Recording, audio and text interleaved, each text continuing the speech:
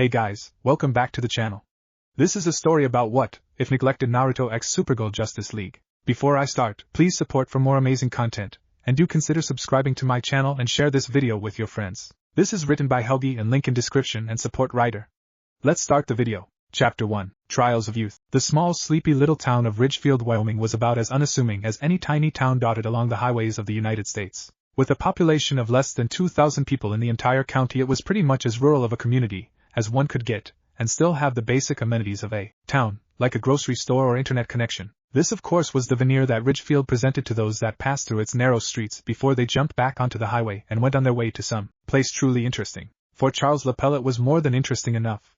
After all he could see beneath the thin layer of normalcy and boring appearance that Ridgefield and its people put up, the truth was as disgusting as it was fascinating to him. An entire town acting as the best for a coven of witches. The very thing he and his order were created to stomp out.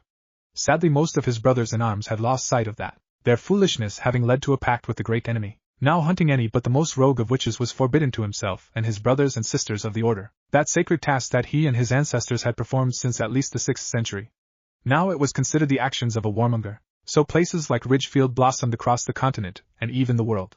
Something that he found absolutely disgusting and against his natural instinct, just letting magic users and their sycophants to grow in strength and pervert the blessed earth with their filthy existence. They were almost as bad as the aliens that his comrades knew to be growing steadily in number across the world as well. Finally turning away from his place peering down on the town, he turned to face the handful of his comrades that had followed after him. There were only 60 of them, but that was more than enough for a place like this. Sir K, have the disruptors and sentries been placed? He asked, turning to his second in command. A young woman, Sir K. Wagner, prepped and ready to be put to use, Sir Charles.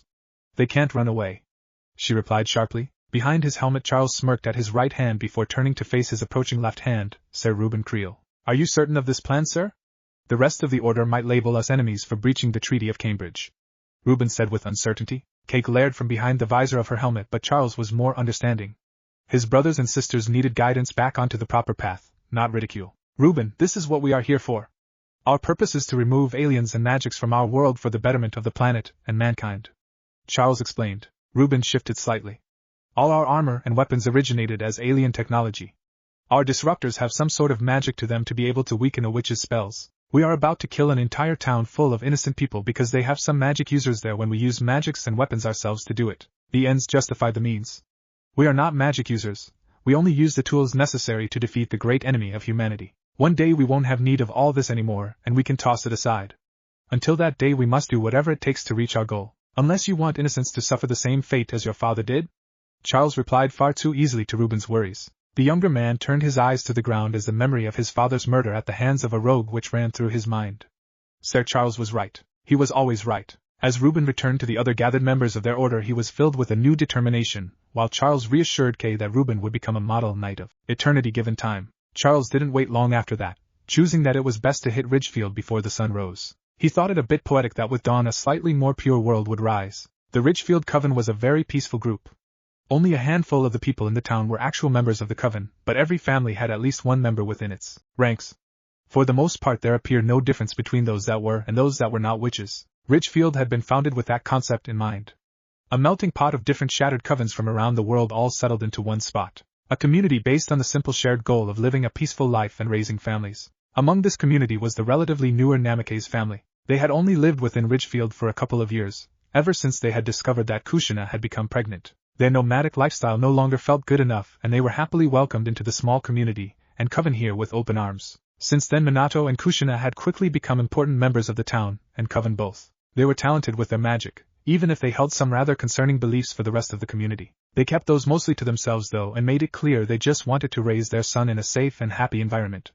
Something neither of them received as a child. So for nearly 3 years the couple lived and raised their son in Ridgefield, slowly but surely surrendering the semi-paranoid nature that had ensured their own survival since childhood. Just like everyone else they never saw the raid on Ridgefield coming until the first explosions along the north edge of town began. Minato and Kushina both jolted awake as their house shook from the sudden violent attack. They scrambled out of bed and over to the window to see what was happening, only to stare in terror as they saw the northern side of their home. Everything on the other side of the main paved street in their town going up in flames as entire houses and shops were burst apart by the explosives bombarding Ridgefield. Kushina grabbed Naruto. Minato ordered as he quickly ran through an incantation to begin opening up a portal for his family. Transportation spells were something of his specialty. That was why he felt the edge of panic began to settle into his heart as the spell sputtered out. He stared at the small scorch mark on the wall where his spell had failed in brief confusion before more explosions, this time from the west, brought him back to the present. They're real, he murmured. What's real? Kushina asked as she rushed back into the room with a bawling toddler in her arms. I heard some rumors that the organization developed a sort of force field. Not to shield things but to trap things. They use it to trap rogue witches, Minato explained as he changed objectives and quickly tossed some rugged clothing to Kushina from the closet before throwing some on himself. But no, that can't be right. They would have to be using it on the whole town. We would have noticed them setting it up, Kushina argued. She still quickly dressed as she needed to. We have grown complacent. Being part of a treaty-protected coven like this. We all stopped looking over our shoulders. We should have known better, Minato growled, mostly at his own failure to be ready for this attack. Come on, Minato said as he grabbed his wife's hand and led her and their son for the door. The explosions and sound of flames still roared, but by now the rapid pops of gunfire had begun as well, and the sound of screams filled the air. Why are they breaking the treaty? Won't that start a war? Kushina asked as the family ran into alleyways away from the advancing sound of the Knights of Eternity, as they meticulously made their way through town attacking the residents. It should, but with how things are now, I don't know. We just need to focus on getting out of here, Minato replied before jolting backward, dragging Kushina and Naruto with him. Out in the street, a dozen heavily armored men and women marched around a large egg-shaped object that moved along on a set of small threads like a tractor or miniature tank. Opposite the advancing knights, a collection of townsfolk had organized themselves. A few had hunting rifles or shotguns, while a couple of their number were clearly wielding magic as light began curling around their hands in an unnatural manner. The witches let loose what should have been a devastating attack. Instead, when the spells, condensed blasts of magical energy, reached a point less than a foot from their targets, they seemed to shudder and pulse from an unknown energy. They still impacted their targets though. They slammed into the forwardmost knights and hurled them off of their feet and crashing onto the roadway, even skidding a small ways. That, however, was not what should have happened. The spells had initially been strong enough to reduce their targets to ashes and even injure the others around them. Now, though, the targets were already staggering back to their feet.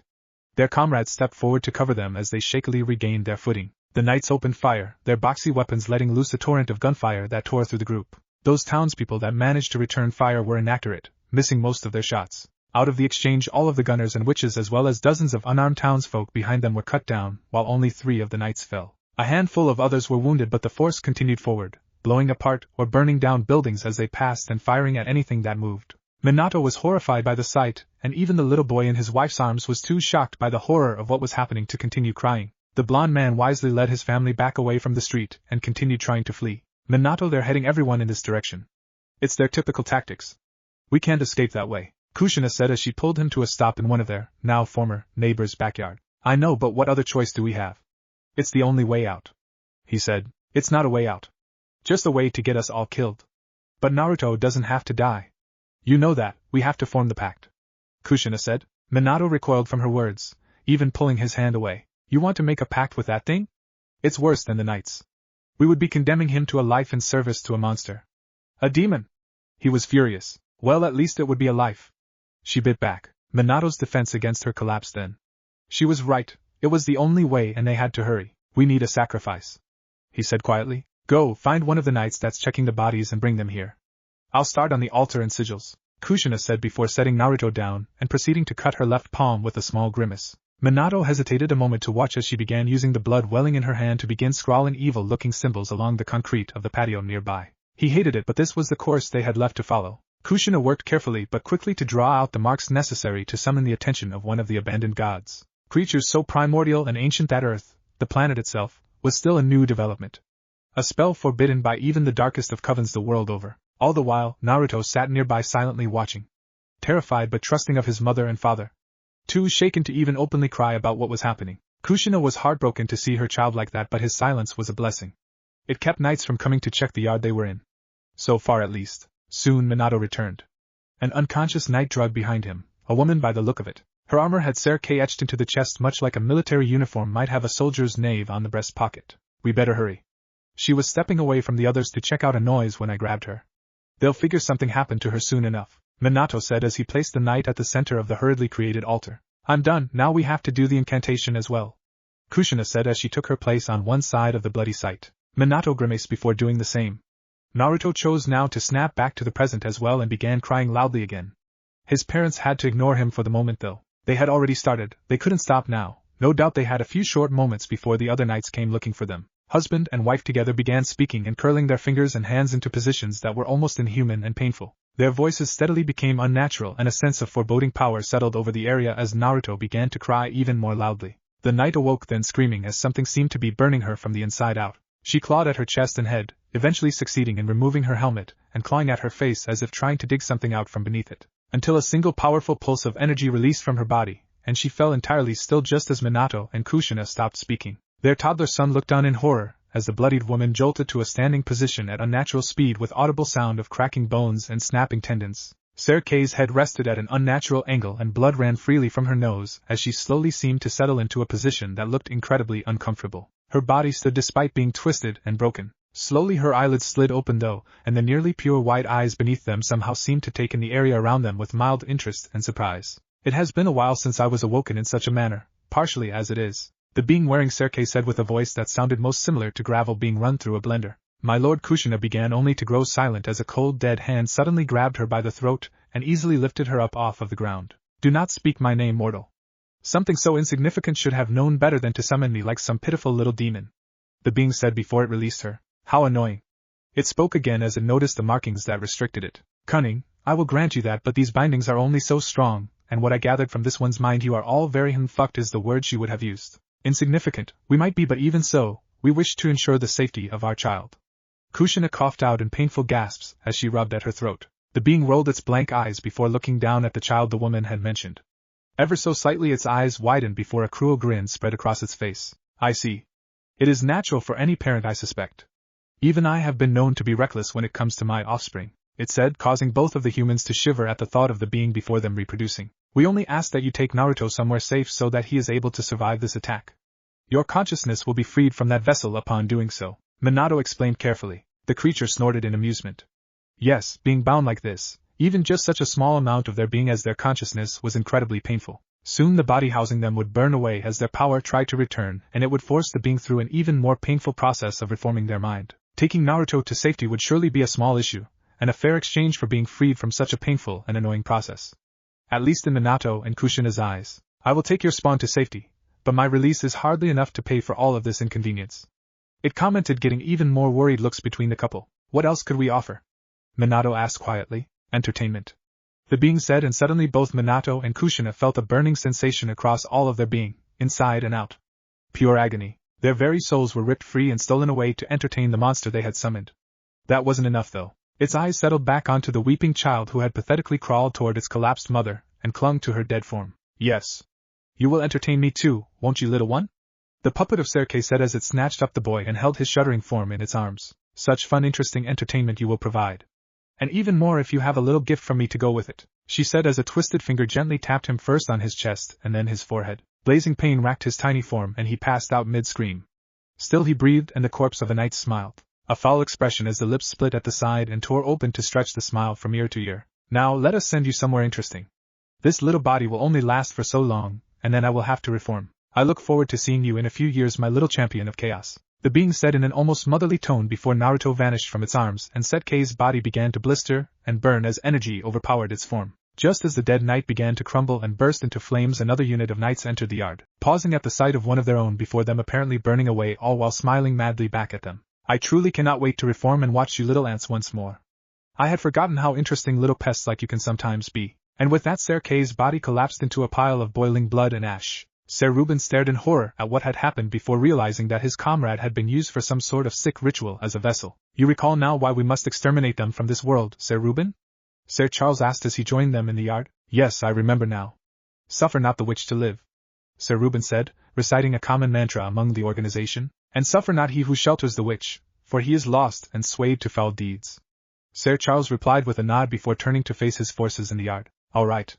Ladies and gentlemen, back to your work, he called out, and the knights returned to the massacre they had been perpetrating. Some might have thought that the massacre of Ridgefield would be the kind of thing to hit national headlines.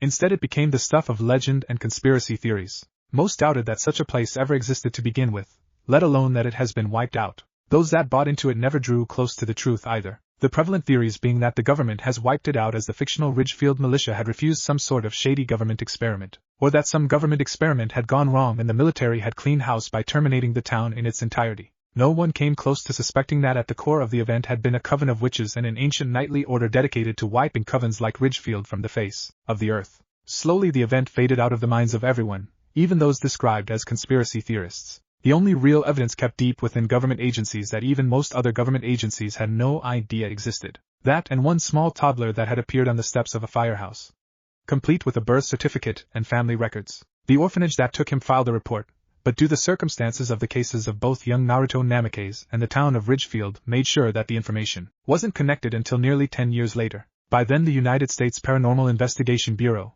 or SPIB, had been expanded by caste amounts to compensate for the amount of alien and supernatural phenomena that had begun to appear on Earth.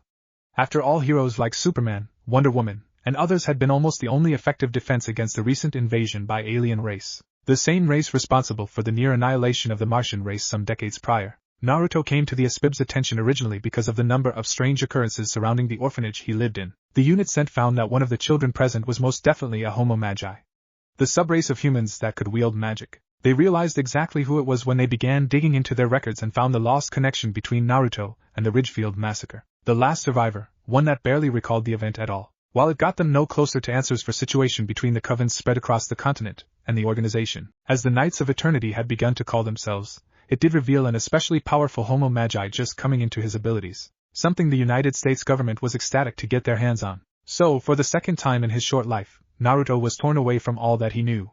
For the second time he was quick to recover from it as well. The first time he had been too young to truly feel distraught beyond the loss of his parents.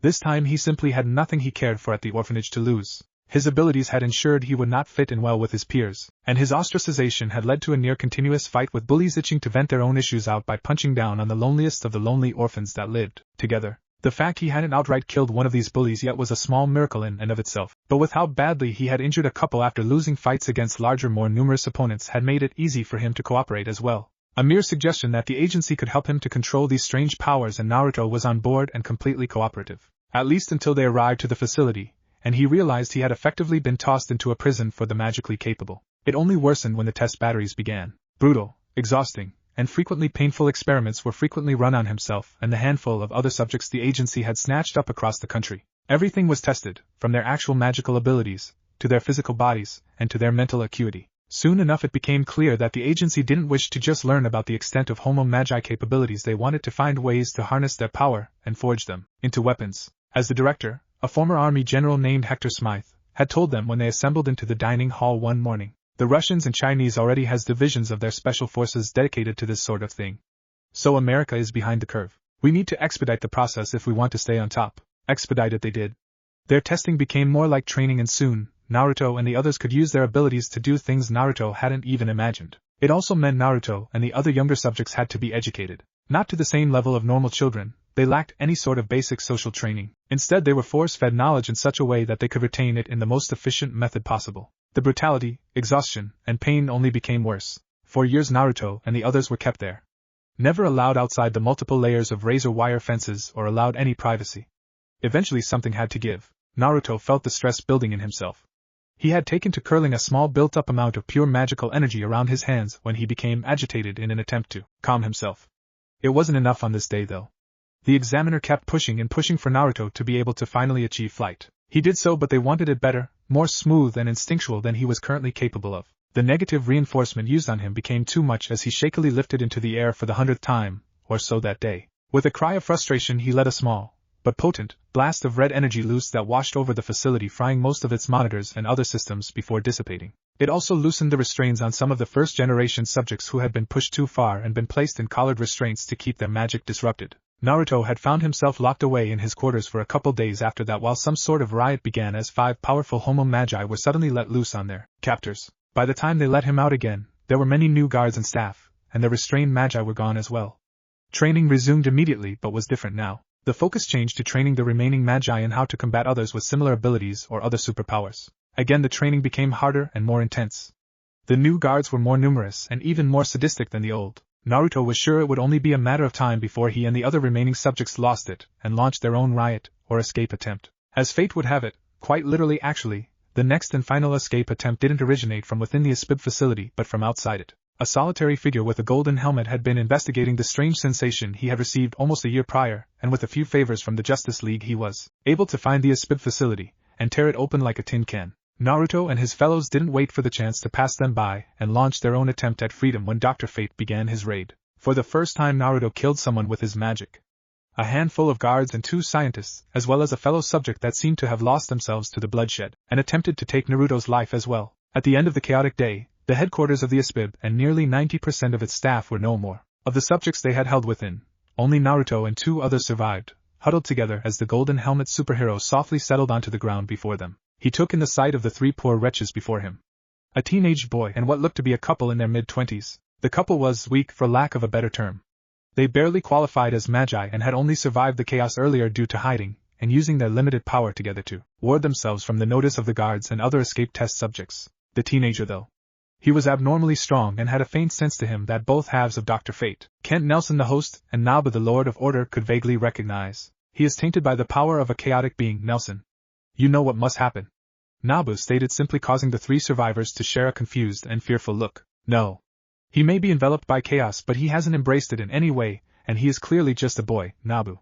A far more human voice argued. There was a moment of silence before the man removed his helmet to reveal a shockingly old man. Despite his obvious age, however, he seemed healthy as a horse and clearly had plenty of fight in him. I'm sorry about all that, you 3. Allow me to properly introduce myself. I'm Kent Nelson, but when I'm running about in this old thing, they call me Dr. Fate, the now introduced man said as he tapped the shining metal helm in his hands. You helped wipe out the agency guys. Saved us too. The male half of the couple said. Thank you? His wife added in hurriedly. Kent smiled sadly. Of course. I just wish I had come along earlier and freed you from that nightmare beforehand. No one deserves to be used up like they were using all of you. Now what though? Naruto asked. Kent stared back for a moment, locking with his blue eyes before he replied. Now that is going to be up to each of you. Why don't we head back to my home to figure it out? Eventually someone is going to wonder what happened here, and it's best that they don't tie us with all of this mess. Your records of even being here are taken care of so we can make a smooth getaway. The trio of survivors had no arguments with that, and soon all 4 were quickly headed back to the Tower of Fate to decide their own fates. They all stayed at the tower for a few weeks after that. They 3 of them were in incredible health. After all, the government wanted them healthy and powerful. Too bad for them that it backfires. Still, they needed plenty of time to regain their bearings. Tom and Lisa, the new names the couple had chosen, had been there before Naruto had even been brought in. They'd actually only been snatched because they managed to create enough residual energy to catch the SPIB's attention during their honeymoon. Lisa was all red from that reveal, but Ken had simply tipped his head to Tom with a grin. With the agency gone for good, the 2 of them had taken the fake identities that Kent and his connections got for them and settled for a modest, quiet life, finally free to live once again. Naruto was different though. He didn't really understand the outside world properly anymore, and had no one to rely on. Just giving him a new identity and funds wouldn't help him at all. If anything, it would be setting him up for disaster. Fortunately, Kent Nelson had grown to become a lonely man after his wife had passed. Nabu made for incredibly poor company. He was more than happy to take him in and show him the ropes. That is, he taught him more than just a wider range of spells beyond uses for fighting. He taught Naruto to actually socialize and really live once again. Kent felt more like a kind and caring grandfather more than a simple teacher or caretaker. So it was natural that Naruto wanted to follow in his adoptive grandfather's footsteps. It didn't take much to convince the old man that he should be doing something productive with his abilities. After all, why have such abilities at all if he was never going to use them? Ken made him wait until his 18th birthday before setting out on his own to stop crime. He knew that many heroes, especially those in the Justice League, all seemed to focus on a single city or region and only left it for large-scale emergencies. Unlike them though, his home in the Tower of Fate was located near Salem, a short ways north of the city. Salem as well as the nearby Boston were by no means strangers to crime, but compared to places like Gotham or Metropolis they were perfectly peaceful. So Naruto started in Boston, but soon used his abilities to work up and down the New England coast, never straying into the territory of the Big Boy Blue or the Bat. Taking on petty criminals was little to no challenge, and organized crime was only slightly tougher. His powers were extremely unfair in dealing with them. A few twists of his fingers or a flick of the wrist, or in some cases a mere spoken phrase, and it was over, and all that he had to do was deliver the bad guy to jail. Unsurprisingly, such easy pickings were not satisfactory for the young man stepping into crime fighting, and he soon began looking into far darker corners. The streets of Central City were typically patrolled by the Flash. For the last few weeks though, he along with much of the rest of the Justice League had been preoccupied with handling a series of problems from various supervillains that had temporarily joined together. The attacks they had launched in New York, Metropolis, and Gotham had been devastating, but thanks to the League they were contained and civilian casualties were astoundingly low. However, the rescue operations had to continue on for days, and the League was all hands on deck in the meantime. With their focus on the cities in need, their hometowns were suffering. Some places were better off than others. Star City, for example, had a new rising star among the hero community in the shape of Black Canary patrolling their streets. Others were not so lucky. Central City was in pretty good shape on the surface, but with the absence of the Flash, a handful of higher-level criminals had decided to take advantage and attempt to move into the area. The most obvious and easy to curtail for Naruto when he decided to pick up the slack had been the subtle moves of a couple of East Coast crime families into the area. Turning 3 truckloads of assorted drugs and weapons into either lube or extra-large horse-shaped dildos had put an end to that move. It probably also got a lot of criminals killed by their own bosses somewhere if Naruto stopped to think about it. That wasn't on him though, so he didn't bother to dwell on it. With the situation largely kept at a status quo for the city, Naruto planned to make his leave and continue to some of the other less secure cities. He found that he couldn't though. Instead, he felt an odd, yet familiar presence somewhere in the New Brighton neighborhood of the city. Drifting between the buildings, Naruto settled down into an alleyway that seemed to be the origin point for the sensation. As he stepped out into the path of the alley though, he couldn't properly prepare for the sudden surprise attack that was launched his way. A club formed from what had been a stop sign sent Naruto flying through the air until he righted himself and stared down in shock at the force of the blow. Had he not been trained so rigorously by the agency to keep a ward up around his body at all times, he likely would either be dead or crippled by the strength of his sudden opponent. "Who are you?" he asked as the gray skin being strode out of the shadows with what could only be described as a sneer decorating its face. The pair of individuals couldn't be more different. Naruto was a lean young man with bright blonde hair that contrasted with his darker set of form-fitting robes perfectly. After all, heroes had to have an image, and Naruto looked equal parts a warrior and mystic. The figure below was dressed in nothing more than a tattered pair of trousers and had skin that looked like it could have been made of concrete. Its red eyes glared up at Naruto as he hovered above and slammed its road sign club into the ground. "I am the Herald. Come down so that I might end you and move on with my day, child," it said with a voice that sounded like 2 pieces of steel scraping across one another. "Alright, Herald is kinda a crap name, so Harry it is. Listen up, Harry, randomly swinging signs at folks is just bad manners. Plus I'm pretty sure stealing road signs is against the law, so give up now. That or stand still and let me turn your big gray self into a balloon animal so I can float you down to the police station," Naruto commented. The Herald growled at Naruto's words.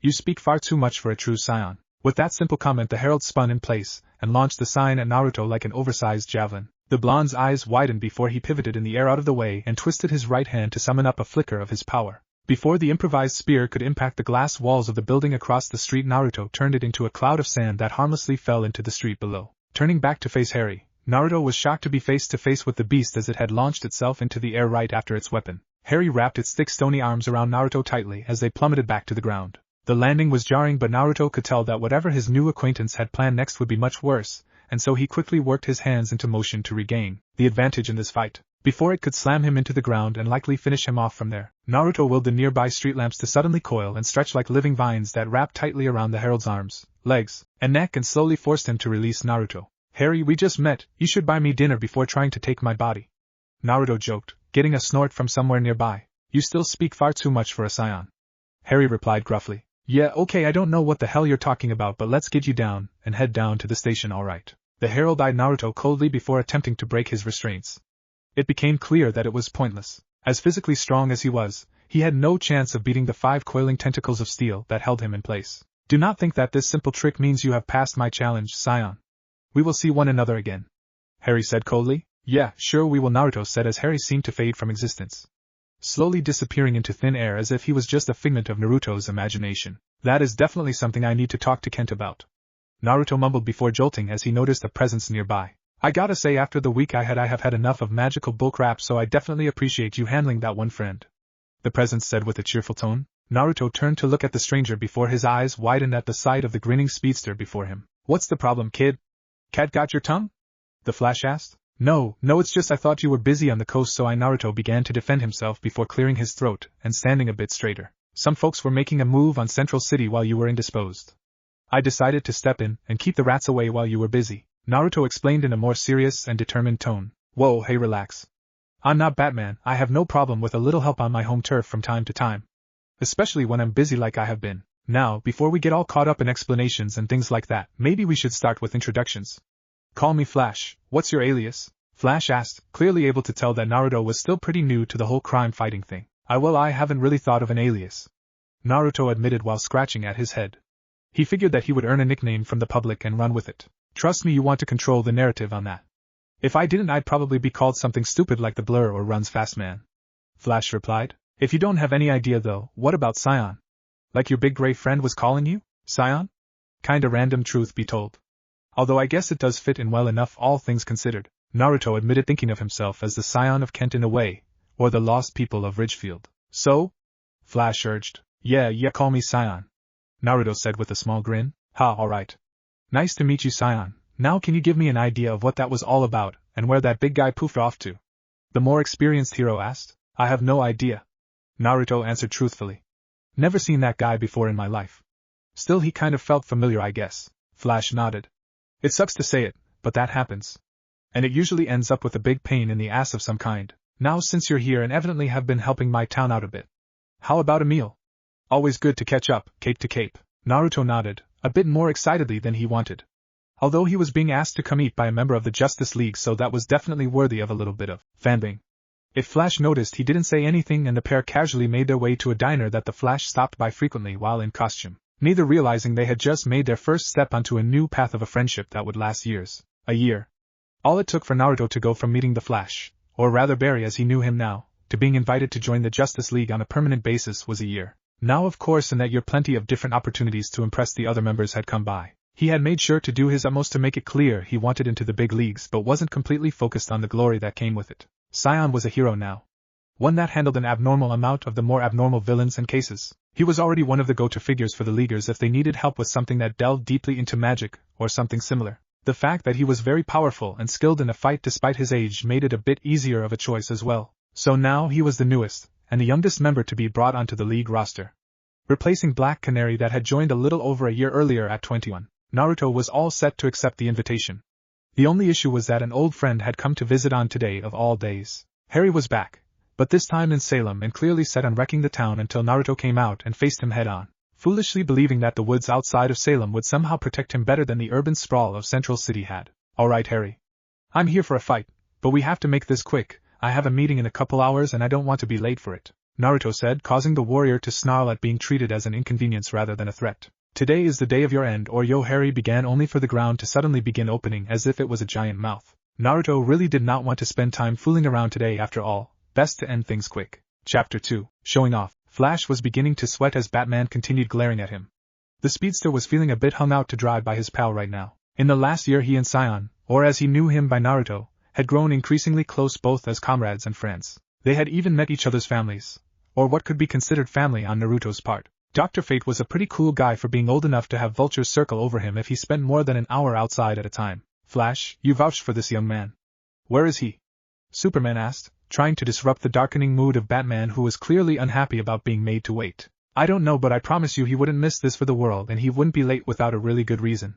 Flash argued on his friend's behalf. He had vouched for him to be indicted into the League after all.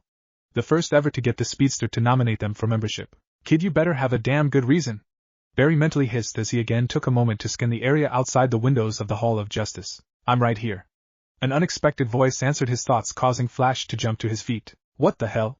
He gasped. The Leaguers all looked a bit concerned, but their attention jumped back to the other side of the room as a sputtering red circle appeared as if made of some kind of ethereal fire, and the young man in question stepped through it into the Hall of Justice. Sorry, Flash, I wanted to show you before this meeting, but I got caught up in a fight with the Herald again. I finally got telepathy down though. Kent is less excited about it than I am, and so far all I can do is pick up surface thoughts directed at myself and respond back. But hey, still cool, right? Naruto rambled a bit. He was honestly a little nervous about being so late for his own induction ceremony. Harry had managed to claw his way back out of his trap earlier, and the fight had ended up lasting for nearly an hour. It was like the bastard was slowly adapting to more and more of Naruto's spells, meaning that Naruto had to learn more and more just to keep his advantage over him. Cool, yeah, cool. Focus, man. Flash harshly whispered into his ear as he threw an arm over the younger man's shoulders and guided him to the center of the semicircle of justice. League members who took in the sight of Scion as he stood before them. Scion, you're late, Batman said with absolutely no emotion at all. Naruto faintly grimaced. He was not especially fond of dealing with Batman's attitude. They both had a traumatic event in their past that had helped lead them to becoming heroes, and both had lost their parents. However, they couldn't have taken a more different path to both deal with the trauma and grow as a person. Naruto preferred to keep a much brighter and hopeful look on life, much like his mentor Kent as well as Flash did. There was no real good reason to make himself miserable while also encountering the likes of terrible crimes and the kind of people that considered themselves supervillains. Yeah, like I said, I was attacked by a villain and the fight ran longer than it should have. Naruto replied. You could have requested support. Batman pressed. No offense, but what are you capable of doing to an extra-dimensional demon, Batman? Naruto asked hotly as Flash stepped between the two with a bright and clearly forced smile. Whoa, look at that time, huh fellas? We best get started with the ceremony and get it over with so that everyone can get back to work, right? Flash asked as he stepped back over to Naruto and pulled him down close as the group began moving toward the room they had set aside for new inductions. Kid, you are killing me here. Trying to mouth off to Batman before even being officially accepted into the team is not a good idea. What the hell are you thinking? Flash demanded in a harsh whisper. What did you want me to say? I am not going to just let him walk all over me, besides I'm right. What the hell can he do against a literal fucking demon? Naruto asked. You might be surprised. Flash answered simply before rejoining the others and leading Naruto in after the League. Once they had gathered again, the League wasted no time in completing the brief ceremony to welcome Saiyan into their number. Naruto couldn't help but feel it had been a bit of a waste of time. The entire thing took 20 minutes and was primarily a session of being questioned by each of the leaguers about one topic they each considered imperative for a hero. Once he had finished answering all but one of their questions though, it was when things took a new turn. Do you feel like your age will affect how well you handle a situation? Batman asked gruffly. Naruto stared at the Dark Knight before nodding slowly. I think everything affects how we handle a situation. We are our experiences, right? So I will only be able to react in a way I think is right for the moment, Naruto answered. It felt a bit too much like a politician's answer for his taste, but what really worried him wasn't his own words. It was the slight twitch Batman underwent when he replied. Like Naruto had just opened a door that he hadn't meant to, but Batman had been hoping for him to. You are the youngest to even be considered for induction into the League. Batman began. Perhaps having someone else evaluate you on a few patrols would be a good idea. That could be a good idea. Superman nodded along. I agree. Wonder Woman also chimed in. Naruto felt himself growing irritated at the actions. The special circumstances being set up for him, whether because of his age or in Batman's case paranoid suspicion, felt like the League was biased against him, at least some of the League. He's only a couple of years younger than I am. Plus he has one of the original 7 vouching for him. Doesn't that seem like enough? Black Canary asked, getting Naruto's attention and no small amount of thanks for standing up for him. You were far more disciplined and had a much longer track record of working with Green Arrow and a handful of others to not warrant something like this. Batman replied, simply shutting the blonde woman down immediately. Now hold on. I vouched for him.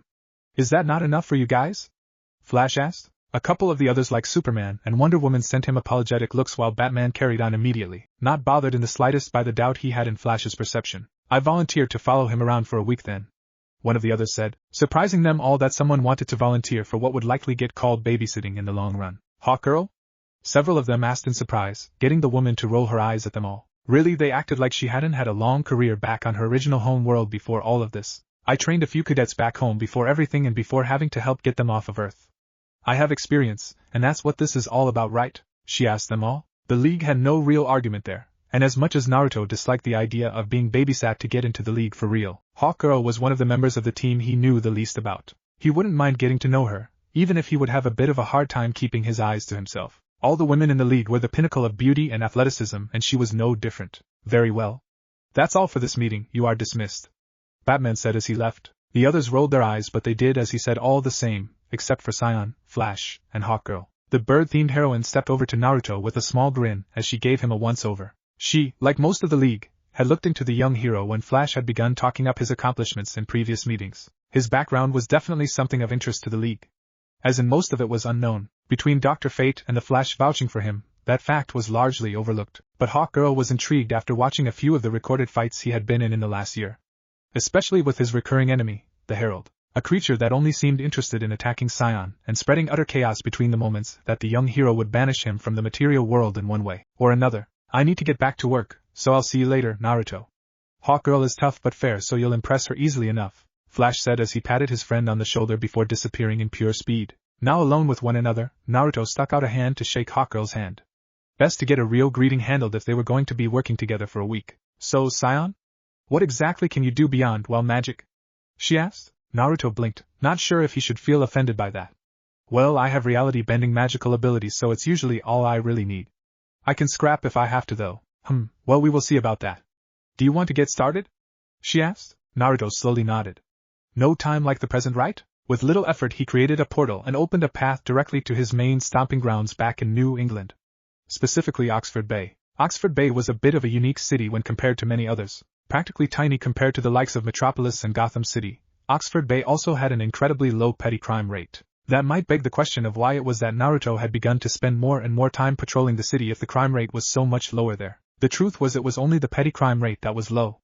Oxford City had an insanely disproportionate number of problems. Corruption was rampant, and organized gangs ran both the city's underworld as well as its legitimate side of business. On top of that, Oxford Bay had more disappearances of women and children per capita than any other city in the country, and when combined with the number of unsolved murder cases, the city's true nature began to peek through. On the surface, Oxford City seemed the classic American ideal of a city. Under the surface, though, it was rotten to its core, and Naruto had decided to take it head-on, despite the growing ire of the gangs that really ran the city. Today, for the first day of his week with Hawkgirl shadowing him, Naruto decided to patrol the dockyards of the city. The largest moneymaker for the gangs here had been smuggling weapons, drugs, and other items through the sizable port that Oxford could boast, only rivaled by the human trafficking that did much of the same. As he expected, Naruto didn't have a very hard time locating some smugglers making a deal with a corrupt pair of inspectors that should have been reporting the obviously illegal shipment of firearms and ammunition. The deal was going smoothly, like a normal business meeting rather than something akin to an arms deal. In broad daylight? You really picked a weird town, Scion, Hawkgirl said as she peered down at the deal going on beside him. Yeah, well, pretty sure if you asked one of them why they did it now instead of a time when there were less possible witnesses, they would just say something stupid like business is business, or whine about not wanting to get up in the middle of the night. Really, it's just because they don't care. Oxford Bay is so used to this sort of thing that nobody says anything. Naruto grumbled. He was already pretty sickened by some of the things he had put a stop to in this town, bold of them. So what are you going to do? She asked. Oh, that's easy. Watch, Naruto said before hopping down to the street level and approaching the criminals. Hey boys, he shouted, drawing their attention in confusion before it turned to shock. Oh shit, it's Zion. One of them shouted and pointed. No, idiot, my name is Scion. Why do I even bother? Naruto grumbled before circling his hands up with red energy arcing around his fingertips, causing the guns they had all pointed at him to float up out of their hands before being flicked backward out into the bay. So give up and let me take you all in, or get roughed up and still go to jail. Your choice, fellas, Naruto said with a tone that implied he was entirely too bored to deal with this shit. Fuck you, kid, one of them shouted as he charged toward Naruto with an arm cocked back and a terribly telegraphed punch. Nah, I prefer ladies, pal. But I can fuck you up if you really want me to, Naruto said as he ducked under the punch from the chubby older man and smashed him in the face with his own uppercut that put the thug straight to sleep. Anybody else wanna play? Naruto asked cheerily. As the others all slowly tried to back away, he chuckled before twisting his hands again to peel off a couple of bands of metal from the crates nearby. With another flick of the wrist, the criminals all found their ankles and wrists bound with metal that had suddenly latched around their limbs. With all of them captured, Naruto sent a quick message to one of his contacts among the police department. Some of the officers he knew to be good, honest men and women. While he did that, Hawkgirl glided down to stand beside him and appreciate his handiwork. Quick, fast, and efficient. Pretty helpful power you have there. Seemed a bit like too much showing off though, she said. Well, I was showing off for this lady I have with me, Naruto joked and flirted with her, causing her eyes to widen a bit. Careful, you are being a bit cocky, kid, she warned with a grin. Kid? Come on, you can't be much older than me. I mean, you're what, like 25? Naruto fired back. Try a bit higher, Hawkgirl said as she and Scion began walking away from the bound-up armed smugglers. What, like 30? Naruto asked. Higher, she said with a grin. The pair continued to banter back and forth, Hawkgirl turning it into a game to make Naruto guess her real age before eventually explaining to her newest colleague about her specific circumstances, being a Thanagarian, and the more personal situations involving her own life. By the third day, the two were getting along swimmingly. Naruto had wondered if he would get along with any of the heroes like he did with Flash, but it seemed like the heroes of the Justice League were far more human than he had expected. Ironic being as Shira was not actually human at all. Being an alien cop and all that. That was a bit of a trippy story to hear, and it of course led to the uncomfortable discussion about Shira's not-so-ex-husband. One day, things began to pick up. A bank robbery at the Elite Credit Union, one of Oxford Bay's most prestigious banking institutions, had both Scion and Hawkgirl racing into action to stop the situation before it became too violent. They landed beside the cops that had established a perimeter surrounding the entire block. Both normal officers and SWAT were swarming the area to lock it down, while higher-ranking officers worked to get a negotiator into play to try and speak with the robbers. Hey Captain, what's the situation? Naruto asked one of the officers he worked with regularly. In fact, Captain Hooper was the officer he had turned the armed smugglers from earlier in the week over to. Not good, obviously. We have anywhere between 7 and 12 guys in masks and body armor with military-style hardware. On top of that, they have the entirety of the bank's staff held hostage. Shit, Naruto hissed as he turned to look at the bank. Newspapers and any other kind of block had been smushed up against the windows to keep the police as well as Naruto and Shira from being able to peer inside. Scion, Hawkgirl got his attention. Captain Hooper went back to work, organizing the officers present while Naruto stepped back over to his monitor. The reason we have the League is because we know we aren't equipped to handle everything all alone. I have no doubt you could handle this. But with so little information and so many hostages, she trailed off, offering him a hand. 2 heroes are usually better than 1. Any ideas? Naruto asked. Well, I have a couple. I can easily come in on the roof. You can teleport though. Have you used this bank before? I know it's easier for you to move to a place you've been before. She commented. Yeah, I can get in, and unless they are holding the hostages in the men's room I can do it undetected. He replied. Perfect. I won't be coming in as quietly though, so she began. You need a distraction. I can handle that. Here. Naruto replied as he handed her an earbud. Batman is kind of a, but he doesn't hesitate to lend a hand when he needs to. Including providing gear. Naruto said as Shara slipped the earpiece in. The heroine nodded before leaping off of the ground and circling the tower as she ascended up to the bank's roof. Tell me when you are ready for my entry, she said over the communicator. Will do, Naruto said as he twisted his hands and a red circle opened up in front of the sink of the men's room on the first floor. As he stepped through though, one of the toilets in the stalls flushed and the door began to unlatch and open up to reveal a man with a mask lifted up on his face to only cover the top of his head. A rifle was leaned up against the stalls beside him. The man froze in the middle of buckling she belt. His eyes widened at the sight of the hero, an open portal sitting in front of him. Chill out, man, you don't want to do anything stupid, Naruto tried to say. The bank robber didn't listen as his head turned toward his weapon, only for his belt to suddenly rip free of his pants and tightly wind around his wrists and buckle into place. Naruto grabbed the mask off of the man's head and shoved it into his mouth before tossing him through the portal and into the street behind him. A couple of finger movements, and the robber found himself tossed across the road over to the feet of Captain Hooper. You work fast. The captain chuckled as he handed the prisoner over to one of his officers. Yeah, sometimes luck is just on my side, I guess. Just not usually.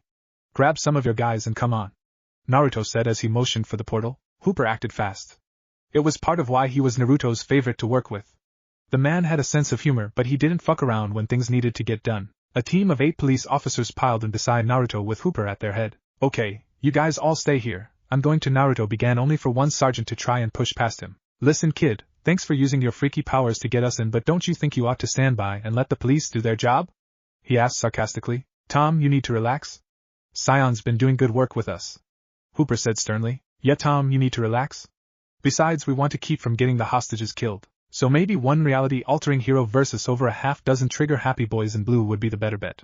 Sion snidely commented. Tom sneered but stepped back at the harsh looks from the 3 superior officers that clearly did not have his back in this argument. Cap, where did you get that guy? Naruto had to ask. Hooper sighed.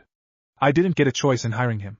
Family up the food chain somewhere made sure he got the job, but I know he got fired from the ATF for being too aggressive. Naruto as well as a couple of the officers stared at him after he said that. Did I just hear that right?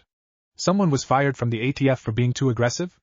Shara asked in shock over the earpiece. How does Nope, I don't even want to know. Just keep that dude under control, man, Naruto said to Hooper before slipping through the door into the empty hall. He crept along the hallway, only pausing when he reached the junction for the next corridor.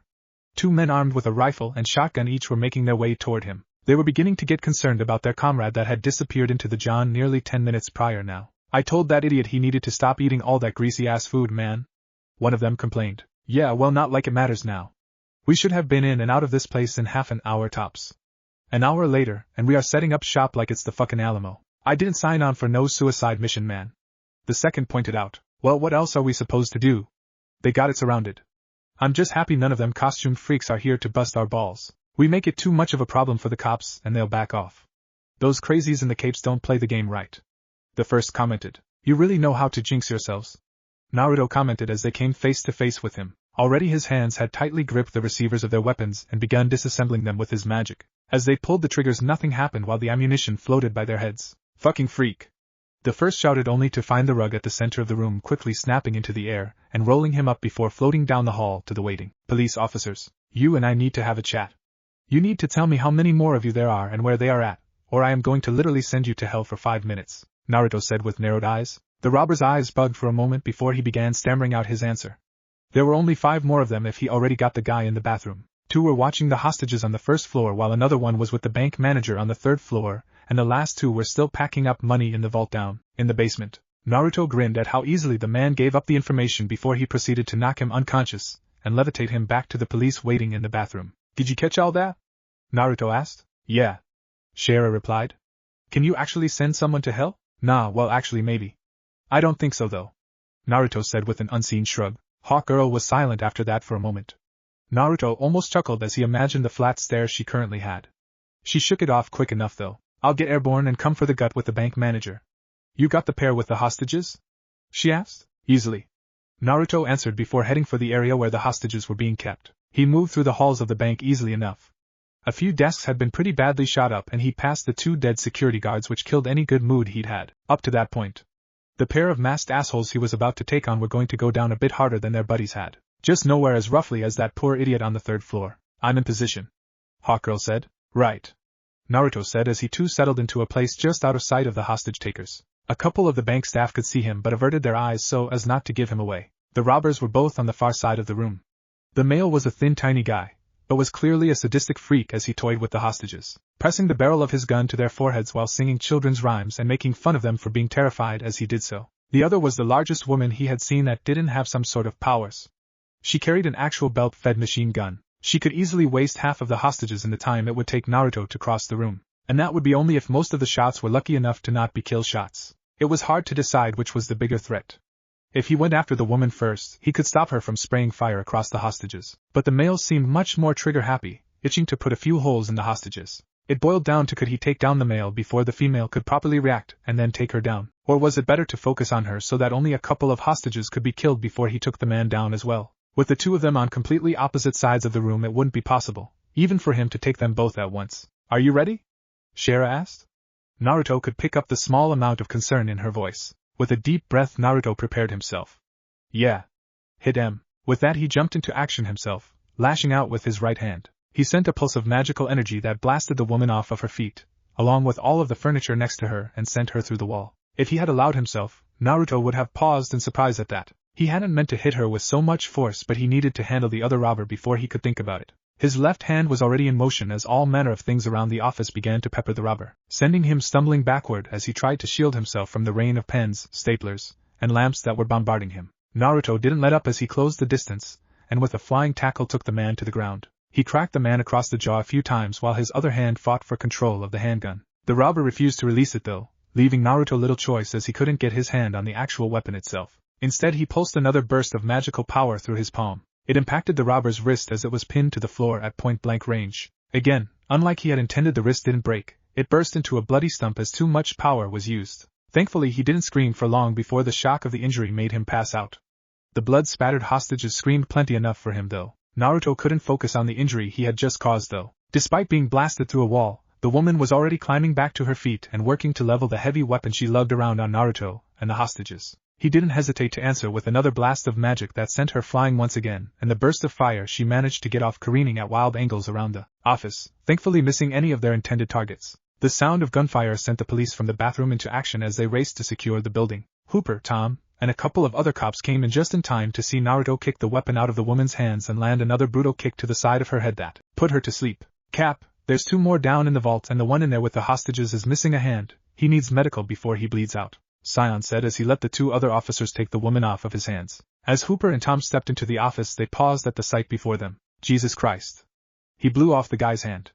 Tom muttered while glancing at Naruto with clear apprehension. He ain't dead though. Get him to medical, now. Hooper ordered as he grabbed a hold of the robber's shirt and motioned for Tom to grab his ankles. Naruto watched on as the other officers began to rush in and secure the hostages. It didn't take long for Hawkgirl to join him, a limp criminal being drugged in one hand and mace gripped in the other while resting on her shoulder. The roughed-up bank manager followed along behind her closely. Well, looks like you handled it well enough down here. You are going to catch some flack for that guy though, she said, motioning to the man with one hand as she tossed the unconscious crook in her hand to the feet of the police nearby. He isn't dead, plus I didn't exactly mean to do that. Sometimes I accidentally put a little too much behind an attack, Naruto said with a little shame in his tone. It happens. Don't forget it, but don't dwell on it. Especially right now. We have 2 more of them downstairs, she said. Naruto sighed. We need to do some uplifting shit after this after I take a shower though. Pretty sure I can taste that dude's powderized hand right now, Naruto said with a sour look. We'll just hang out for the rest of the day. Grab something to eat and try to relax. First thing is first though, Hawkgirl said as she turned to head toward the vaults. Right. Naruto nodded as he followed along, not failing to notice just how fit his current teammate looked while tensing up for a fight. She didn't fail to notice his roaming eyes either, causing her to chuckle at the young man's expense. It was the 7th day of Hawkgirl accompanying Naruto on his patrols, and needless to say, if Batman had hoped for Hawkgirl to be harsh and discourage Naruto's heroic career, then that most definitely was not happening. Instead, the pair had grown incredibly close over the last week. While Naruto considered Flash almost like an older brother, Hawkgirl had become something else. He couldn't say that they were like siblings. They definitely didn't have that sort of relationship. However, after spending so much time together both on duty and off, they had struck up a close friendship. They were just exceedingly comfortable with one another. More honest with each other than anyone else. For lack of a better phrase, they really just clicked. Not quite romantically, but it was almost closer than that. So, you really said that to him?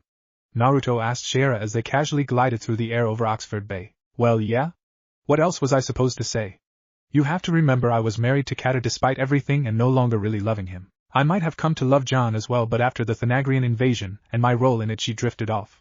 Clearly it was an uncomfortable topic for her. She was a bit shocked she was sharing this with Naruto after only spending about a week with him. However, Naruto just had the nature to him that made it possible to tell him whatever was bothering you. Plus, while he had his darker, more violent moments, he genuinely just wanted to help however he could, and in this case meant listening to his friend's problems with love. Love gets complicated, I guess. I don't have a lot of experience, I guess. My most serious relationship was for 10 weeks with some chick that never even knew my real name. I don't think I can offer much in the way of advice. Naruto admitted. Well, that's really fine. I think just having someone to talk about this nonsense with is pretty helpful itself. She admitted. Listening, that I can do. Still. You're like me. Pretty blunt for the most part, so why not just tell him that even having come back you still feel the same about him? I mean 8 years apart, plus another 2 since you came back to Earth. That is a lot of time to care about someone. Naruto said. That's the thing. I was gone too long for him. He moved on. I think he plans on asking Vixen to marry him soon. Shara replied. Wait, him and Vixen? Damn, I didn't know. Shit, that sucks. Naruto said in sympathy as he landed on a rooftop and gripped her shoulder to show he was sorry for her. It's life. I think I need a break from committed relationships for now anyway. I've been in one relationship or other since I was younger than you. Plus, due to some magic crap, no offense, John, Catter, and I all got to find out that it was pretty much the same in my past life too. She said. Oof, 2 extended lifetimes of bad romance. Yeah, I would want a break too. So you're just avoiding dating for a couple years then, or what? Naruto asked. No, more like I am just not taking it to the level of long-term commitment. Everyone needs a bit of companionship, even like this, or they go crazy. Trust me, 8 years of being alone out there taught me that lesson the hard way. Hawkgirl replied. Naruto squeezed her shoulder softly before letting go, while Shara sent him a soft smile. He was something else really. She had to acknowledge that, but that was enough personal private conversation for one patrol. They both planned to spend time together just like he did with Flash now that they were tight, so they needed to focus on the task at hand. Well, it's the end of your little probation or whatever you want to call it. You'll do great with the League. Just keep working to get the power of your magic under control and no one will be able to really complain. She said, getting a nod from Naruto as she spoke. So that's it then? Naruto asked. Yeah. I guess. I mean, we have a meeting tomorrow morning that I hope you show up on time for. I'll tell them a summarized version of this week and we'll just move on. You're kind of the first they bothered with this whole probation thing with. Take that as you will. She said with a shrug. Naruto frowned a little bit at the reminder of the slight bias against him for his age, but he supposed that was something he would just have to deal with. It was in the nature of the League members to try and protect people after all. We're done then? Wanna go get something to eat and trash talk some of the supervillains that you have had to deal with? Naruto asked with a grin. Shara shared his smirk with a glint in her eyes. Most definitely, but rather than just villains, let me tell you about some of the stuff I've heard about a couple of the members of the League. Naruto snorted in laughter as they both took back off into the air. He wondered if Flash wanted in on trash-talking people while eating junk food. The man was a terrible gossip, something Naruto liked to tease him about. Chapter 3. Life and Times of a Modern Superhero. Stepping back in front of the full strength of the Justice League for the second time in as many weeks was a bit daunting even for Naruto. The fact that he was standing in front of them with what amounted to a very formally written and delivered "I told you so" courtesy of Hawkgirl made it a bit of a fun time, rather than a dreary meeting. After spending a week not only shadowing but at times cooperating and interacting with Scion, I can say without a doubt that he is more than capable of fulfilling the duties expected of a member of the Justice League, and I would go so far as to say that he would be an exemplary member of our organization in fending off the various threats that the people of the United States and Earth as a whole face. On a more personal note, I have gotten to know him quite well in our brief time working together, and while it may be surprising to many of you, I can say with absolute certainty that I would trust Scion to have my back in any situation and willingly trust him with my very life. Hawkgirl spoke boldly and clearly to the gathered members of the League. Naruto felt his eyes widen almost comically at the tail end of her words before he managed to school his features behind a normal jovial mask that hid every bit of the utter shock he was feeling at the moment. Sure, he had gotten close to Hawkgirl over the week and they definitely clicked, just like he and Barry did, but it was only a week. The praise she was giving him was crazy. It also mirrored the recommendations of both Flash and Dr. Fate though. The glowing recommendations from three heroes with such successful careers and the public image Scion had garnered for himself were enough for pretty much everyone to accept him.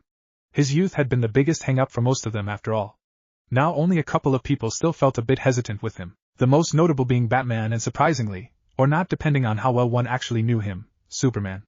Both for their own reasons, both for reasons tied to Scion's capabilities. While Superman was not outright suspicious of the newest member of their organization, he was most definitely a bit wary with such a powerful magician of any kind around. He was infinitely more happy that the young man was on their side, so to speak. That didn't take away the fact that Scion's primary method of fighting was in effect one of the very few true weaknesses to Superman's own abilities. He didn't hold it against the young hero. That was the mark of the truly paranoid. However, he was still rather uncomfortable around him for the simple reason that he could theoretically pose a danger to Superman himself. The Man of Steel was sure that given time he could come around to feeling more comfortable around his new comrade as he had with the other magic-centered heroes in the League. It would take a bit of time and interaction though, so Superman planned to try and get to know Scion better as soon as possible. Batman on the other hand fit the supposedly exaggerated image of himself that Flash had given Naruto several times in the past. He really needed a good therapist, and some sort of medication to help him with all of his personality. The man was suspicious of everything, beyond anything considered paranoid. The most aggravating part was it helped him be incredibly efficient as a hero. Unlike Superman, Batman had no desire to grow closer with Scion, though he did intend to learn literally everything there was to learn about him. Just in case. The two of them were among the minority of the League, however, which was good. Naruto was definitely happy to receive a warm welcome from the majority of the others. Flash made it clear how proud and excited he was that Naruto was joining the Justice League. Hawkgirl had made sure she was the first to officially welcome him as a first member. She said it was her right since she got him through the door. The others that made the biggest impact were Wonder Woman, Martian Manhunter, and Black Canary. Wonder Woman and Martian Manhunter were among the original founders of the Justice League like Flash and Hawkgirl were. They were some of the most cool-headed and calculating among the League as well, so to have their clear approval made him feel truly welcomed as a member of the organization. Black Canary was a bit different though. Congrats on getting brought on board. Nice to not be the youngest on the team anymore, she said as she approached him and shook his hand. I bet might be a little bit before I get the same reprieve though, Naruto said with a chuckle. Oh, longer than you probably think. I mean, the likelihood the next recruit will be younger than you is pretty slim. They won't accept anyone under 18 anyway, so unless you know a new graduate from high school that is up to par, I think you will be keeping the title of youngest leaguer for a while, she said with a laugh of her own. Great, just more reason for the big bosses to give me more of those looks, Naruto said, tilting his head so that Canary would follow his gaze to where both Batman and Superman were frequently watching him from across the room. Canary frowned slightly before giving him a sympathetic grin and gripping his forearm to try and reassure him. Give them time. You know how old folks get. Diana and John not included. Naruto chuckled at the joke. It was funny that the two oldest on the team were among the most accepting of him. Even more reason to appreciate their acceptance, he supposed. It sucks being the new blood, but even more so when you are the youngest. You'll be fine though. You made Hawkgirl your biggest supporter after just a week. That's impressive. Makes me wonder what she saw in you. We should patrol together sometime, Canary suggested. Naruto felt a grin spring on his face. He most definitely wanted to get to know Canary better. He wanted her to get to know him better too. She was the closest heroine to his age, and well, honestly, she was gorgeous. All of the women in the Justice League were, but while Naruto didn't believe in such a thing as love at first sight, he knew that attraction played a huge part in whether or not two people could make a successful couple. He was easily more interested in Black Canary from a physical standpoint than the others. I'd really like that. Plus, the advice of a more experienced hero should never be taken for granted, Naruto said with a small teasing grin. Canary grinned back as her eyebrows lifted questioningly. Are you trying to call me old? Oh, I would never do something like that, but then again, for me everything is older, Naruto replied, getting a giggle from her. You better be careful with saying stuff like that around here. Wonder Woman might not look like it, but she is very conscious about her age. Her last birthday she even made sure her cake only had 1,000 candles instead of 2,000. You don't want to bring it up with her, she said jokingly. Naruto huffed a quiet laugh at that before turning his attention across the room as he noticed one of the Green Lanterns, or more specifically John Stewart, briefly talking with Hawkgirl. Her smile looked fragile, but she was clearly acting happy for the man for something he was telling her. Canary noticed as well. Are you worried about her? She asked. Honestly, not really. She seems pretty tough. I don't like the idea of her just having to grit her teeth and bear it though. I haven't known her very long, but Hawkgirl is definitely one of my friends now, Naruto said as he saw her try to send him a reassuring smile to keep him from coming to check on her. She had seen how he looked at Black Canary, so, is there anything? Canary trailed off with a suggestive lilt to her tone. Now that is interesting, Naruto said with a hum, getting her to tilt her head in confusion. What is? She asked. Oh, the fact that the Black Canary is really a gossip. Don't think I missed on you trying to fish for a juicy story? Naruto teased. Canary playfully rolled her eyes as she flicked him on the arm. You really have a weird way of getting on people's good sides, don't you? But for your information, whatever comes to me stays with me. I don't spread everyone's secrets around. Actually, I am trying to convince the others that they need to set someone up to act as a sort of therapist for the League. Even if they just want to get something off their chest to let their guilt about something go, it could help them out a lot. Canary said. Everyone does seem like they have a lot of weight on their shoulders. Some more than others. Naruto observed. Everyone here deals with things that most police and soldiers would on a far more regular basis. To keep their identities secret though, they don't have anyone to really go to deal with that though. So they bottle it up. Worst possible choice, but the only one that everyone has. Canary explained. Naruto was quiet at that. He hadn't expected the conversation to take such a turn, but he kind of liked it. He could tell how important the other's mental health was to her. It was attractive in its own way. Sadly, as soon as he really started to hit it off with her, Green Arrow made their way over to them and curled an arm over her slender shoulders. Hello there, pretty bird, congratulating the new kid on the block? Hey there kid, big leagues at only 19. That's something to be proud of, Green Arrow said, though he seemed bored. Thanks. Naruto replied as he shook the archer's hand. Sorry that I didn't really get much of a chance to meet you kid, but duty calls back in our hometown, so we have to be going. Come on pretty bird, Green Arrow said as he began leading Black Canary away. Oh, well, it was nice meeting you, Scion. We really should patrol together sometime. Those of us that are still young have to stick together after all, she said while playfully shoving the archer beside her. The man chuckled, but Naruto couldn't help but see just how much older the man was than her. Her joke was uncomfortably true. The two of them were by far the youngest members. The next oldest was probably Flash, and he was around 30 or so. It was nice meeting you both, and we'll definitely work a case together or something, Naruto said to Canary as she left with a wave. Scion sighed at that. Of course, the moment he meets a girl that could understand his weird-ass life that he likes, she has to be taken. It was disappointing, but even after a year he felt like he was still just getting into the game as far as hero work was concerned. He supposed time would tell what was ahead of him as far as important moments in his life. So, had enough of schmoozing with all the other members of the League yet? A very familiar voice asked, getting Naruto to turn and smile at the approaching red-clad hero. Never. Thanks, by the way.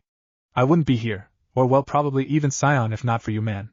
It means a lot to finally be part of the crew with you, Naruto said to Flash. Geez man, you are going to get me to blush. You got here because you deserve to be here. Remember that, both Hawkgirl and Dr. Fate saw the same thing as I do. You're a hero, Scion. Barry replied as he tightly gripped the younger man's shoulder. That was really sweet. Another voice said behind Barry, causing the man to turn and spot Hawkgirl smirking at them. Hello there. Why are you sneaking up on me right now? Barry asked with a humored tone. Sneaking? Who is sneaking? I just wanted to know if you two were ready to get decked out in some normal people's clothes and go celebrate. Hawkgirl asked. Oh yes. Very much yes, I want that. We have to wait, the kid is 19. Barry said suddenly. Barry, you need to relax a bit. Naruto could be killed tomorrow doing this cage stuff. He has earned drinks. We'll go get some and head back to his place. The little apartment he has in Oxford Bay is one of the nicest little apartments I have seen on the East Coast. It's totally unfair. I live in a hovel in comparison. Shiera bemoaned her housing situation. Wait, did you move or something? Barry asked. I still mostly stay at the tower, but I figured my most visited cities should have a more permanent residence in case. Naruto shrugged his shoulders. How do you pay for them if you don't work? Barry asked. I have my ways, he replied. Nothing illegal, of course, I'm sure. Well, if we are heading out, we really shouldn't let him drink, Flash said as he turned his attention to Hawkgirl once again. What, why not? Naruto asked. Because, again, you are 19. Dangerous job of a hero or not, you are too young to partake. Flash insisted like a good elder brother might. Barry, you realize that to even get to this point as a hero we have all committed numerous minor crimes that would get us normally in quite a lot of hot water. You know, like the vigilantism laws literally all of us break as heroes? Shiera asked a bit mockingly. Barry huffed a bit at that, but conceded the point. It was a bit weird to think about it that way, but in a technical standpoint they were all petty criminals, or worse if you considered such things as battery, being that they frequently had to beat a villain senseless to defeat them. Alright. Let's just get going, Barry conceded. It had been about 3 weeks since the real induction had taken place, and Naruto had become a part of the Justice League. He was still a bit disappointed in how little it really changed for him. Over those 3 weeks he had been contacted by the League's headquarters, the Watchtower, once to deal with a problem somewhere. Besides that singular time, which really had been pointless, a minor villain had managed to steal a prototype from the military but had absolutely no knowledge on how to actually use it. Naruto had been back to the same old routine as before. Back to focusing on more petty criminals and trying to snuff out corrupt officials in Oxford Bay. He spent a lot of time with Flash in their downtime. He usually had dinner with Flash and Iris by this point and felt like he was a part of the family more than ever. Sadly, the same couldn't be said for Hawkgirl. Since the night that they had celebrated together, the two heroes had been awkwardly dancing around one another. They weren't outright avoiding each other, but Naruto knew that they had both stepped awfully close to a line without realizing it at the time. One that he wasn't sure they should cross with one another, and clearly Hawkgirl was unsure as well. That was part of why the lack of tasks doled out by the Watchtower had been aggravating. He wanted some form of work to take his mind off of things, especially off of his interactions, or more realistically lack of interactions with Hawkgirl. So with lack of tasks from the Watchtower, Naruto had turned to hunting down even the most minor of leads to the criminal element in Oxford Bay. That had proven helpful to an extent. The criminals in his city were nothing if not good at covering their tracks. It made the hunt all that more exciting for him. Lately he had been tracking a string of disappearances. Ones that had been covered up by someone of pretty high status within the city. Of course, the disappearances had been far more than simple kidnappings. There was no such thing as a simple kidnapping. Naruto hadn't been prepared for the reality of what he was walking into though. When Naruto finally found one of the missing people, it had been enough to make his stomach turn. Some sort of ritualistic murder that must have been hellish for the victim. He couldn't imagine the type of person that could do something like that to another human being. Even worse, he noticed they had used drugs to make sure that the victim had been conscious and able to feel every moment until their body gave out. A horrendous sadistic ritual coupled with all the disappearances that he had linked together. Naruto could already tell he was beginning to tug on the tail of a dragon here. Cults were pretty rare, at least he had thought they were.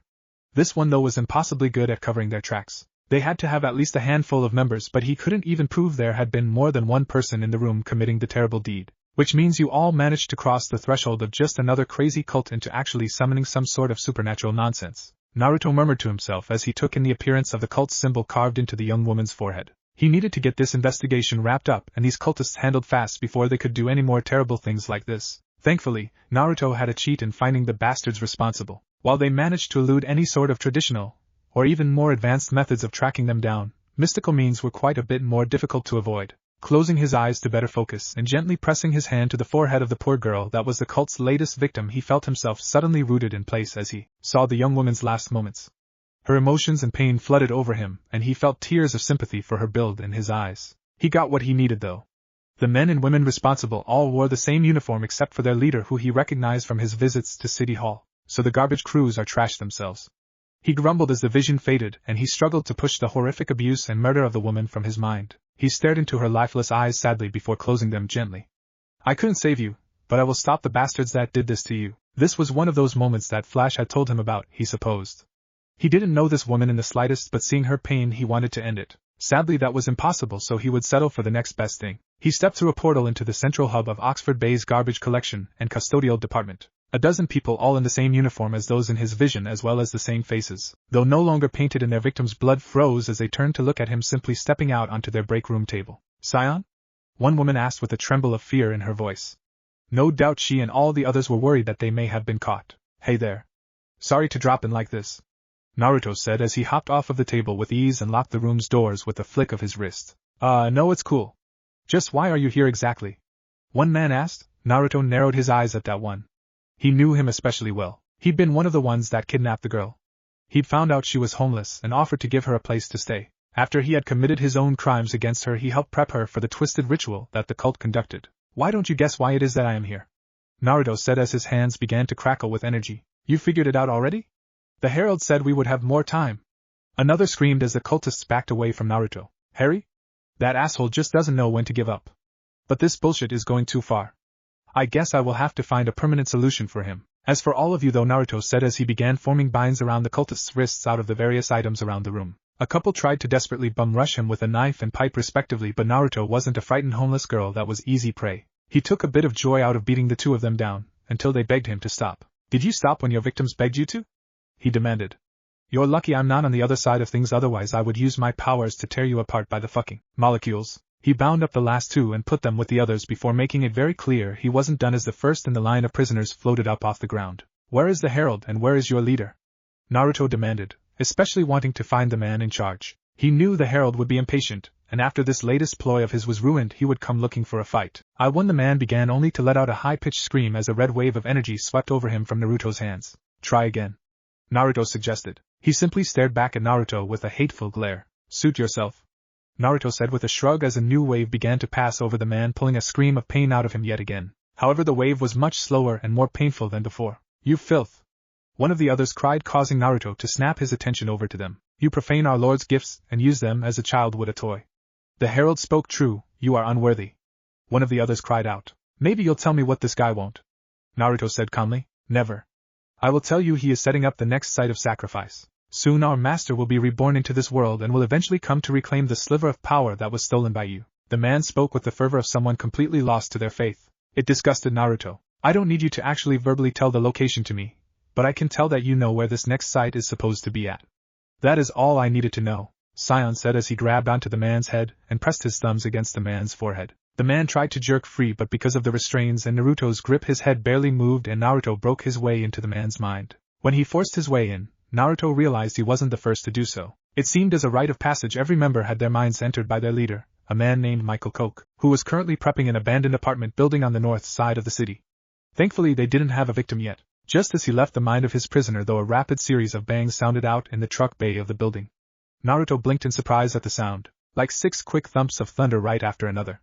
He stood and moved to investigate the sound when he heard a muffled clear on the other side of the door, and had just enough time to bring up a shield around himself as the door exploded inwards. Even with his shield up, Naruto hadn't had proper time to brace himself for the pressure caused by the blast, and was kicked off of his feet and onto the floor. Fragments of the shattered door and wall nearby blasted into the room with enough force to kill several of the prisoners. Had it not been for his quick reaction, he would have been dead alongside them instead of simply sore. "Move in and sweep the room," a voice barked, and 6 oddly armed and armored men and women entered the room with military-style efficiency. Once again Naruto had to bring up a shield to protect himself as the newcomers began opening fire at him with futuristic-looking firearms. The rounds couldn't even begin to penetrate his shield though, so while a handful kept him trapped within his bubble, the rest quickly murdered the prisoners with ease. "What do we do about him?"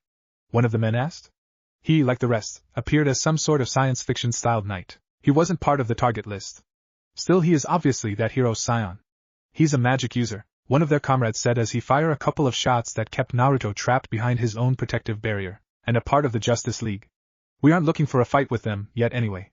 Come on, the window is closing," the apparent commander ordered. "You don't want to fight with the League? You just murdered people in front of a member, people who were held prisoner and under my protection." Naruto growled. "You wanted to stop their sacrifices, so did we. We just did it better. Don't worry, freaks like you will get what's coming too," the leader said before he stabbed a long spear-like object into the floor, and a team of tactical knights each placed a hand on it before a thump of thunder and flash of white light disappeared the entire group. As if they weren't there, Naruto dropped his shield now that he was no longer being shot at and glared at the spot that the knights had just stood in. This didn't bode well. He created a portal straight to the apartment building that he had pried from the cultist's mind. Once he stepped through the portal though, he saw a familiar burn mark on the ground from the knight's transportation spear or whatever it was. The building itself was on fire and already collapsing on itself. Michael Koch was no doubt dead, and with him any kind of lead on what exactly had just occurred. With an agitated sigh, Naruto created another portal, this time to Captain Hooper's officer to tell him the situation. Naruto was more than a little disappointed after his latest meeting with the rest of the Justice League. They had nothing to offer him in regards to the mysterious knights that he had encountered. Batman said that their technology and efficiency was enough to make them a major threat, and the rest of the League was keeping an eye out for them. But at the moment no one had found anything. Sion began to throw himself into his investigation, hunting for these knights with everything he had, especially since they had more or less acted on his turf and left again without so much as a hint of trepidation. That set off all manner of warning bells in his head at the prospect that they were so confident in their ability to handle him if they encountered one another. What's worse was they had handled him without issue. He knew a large part of it was because they had completely caught him off guard, which he vowed privately to not let them do again. Flash had begun to get a little bit worried about him lately though. Worse, Iris had started badgering him because Naruto no longer turned up for meals due to his investigation. So he began concocting a plan, but Naruto was a stubborn kid, so he needed some backup on that front, which brought Barry to another issue. Naruto and Shira still avoiding one another. He had stayed out of it before now because he figured given a little bit of time they would laugh off the situation that the two of them had created. One that felt like it was straight out of a high school or college drama on the TV. The two of them had gotten too drunk when celebrating with Flash was celebrating with them, and ended up admitting how much they found one another attractive but didn't want to date. The following makeout session had been the kicker, and now both danced around one another in the most awkward manner their friend had seen. Barry was tired of the childish act, and so now, he was making dinner for 4 as both Shira and Naruto were being dragged into a meal with him and Iris. They had tried to get out of it, but Flash was persuasive when he put his mind to it. A pity he wasn't a better counselor though, as the meal had been him and Iris trying and failing to get conversations rolling the entire time. After 2 hours even Barry was ready to throw in the towel and saw both of them to the door. The moment it closed behind them both, Naruto and Shira let out a sigh of relief. One that nearly had the eavesdropping berry scoff. Ungrateful friends. That was Naruto began. Painful. Shira said with a shrug. That's a good word for it. He needs to relax. I mean, it's not like we are hostile with one another. It was just, and we're fine, Naruto said, causing the Thanagarian to stare at him. We have been kind of avoiding each other since then, she admitted. Naruto frowned, but he had to nod. It was true. However, he hadn't avoided Hawkgirl because he disliked the thought of the two of them like that, or even because he wanted that from her. Honestly, he preferred her as a friend more than anything else. I haven't stayed away from you because I disliked kissing you. I was honest when I said you were sexy. I don't want to lead you on. I don't want a relationship like that. Not just from you but at all. Shira explained. I'm the same, I think. When we were hanging out I had a blast, but I guess it's just because you're hot too. It got my mind all twisted up. Naruto shrugged. My hotness got your mind all twisted up? She asked. That is what I said. Naruto nodded sagely. Hawkgirl chuckled at that before shaking her head at the nonsense they were spouting. Alright then, we gotta get back to where we were. You and I having a blast like you said? She grinned. I'm on board. Wanna go on a patrol together, like we did when I was on probation? Naruto asked. I got no plans tonight. Lead the way, kiddo. She agreed. The kiddo thing kinda stings, but I will allow it once every month or so. Naruto teased as they both left. Behind the door, Barry stood with a flat look on his face. All that damn work making dinner, and all they needed was like 5 minutes to talk? God, I love those guys, but they are going to make me go gray or something. He complained. Well, I would say as long as everything worked out it's fine, right? Iris asked from somewhere behind him. He only sighed. Yeah, I guess. Still feels like a waste. Then maybe I can reassure you that it wasn't one.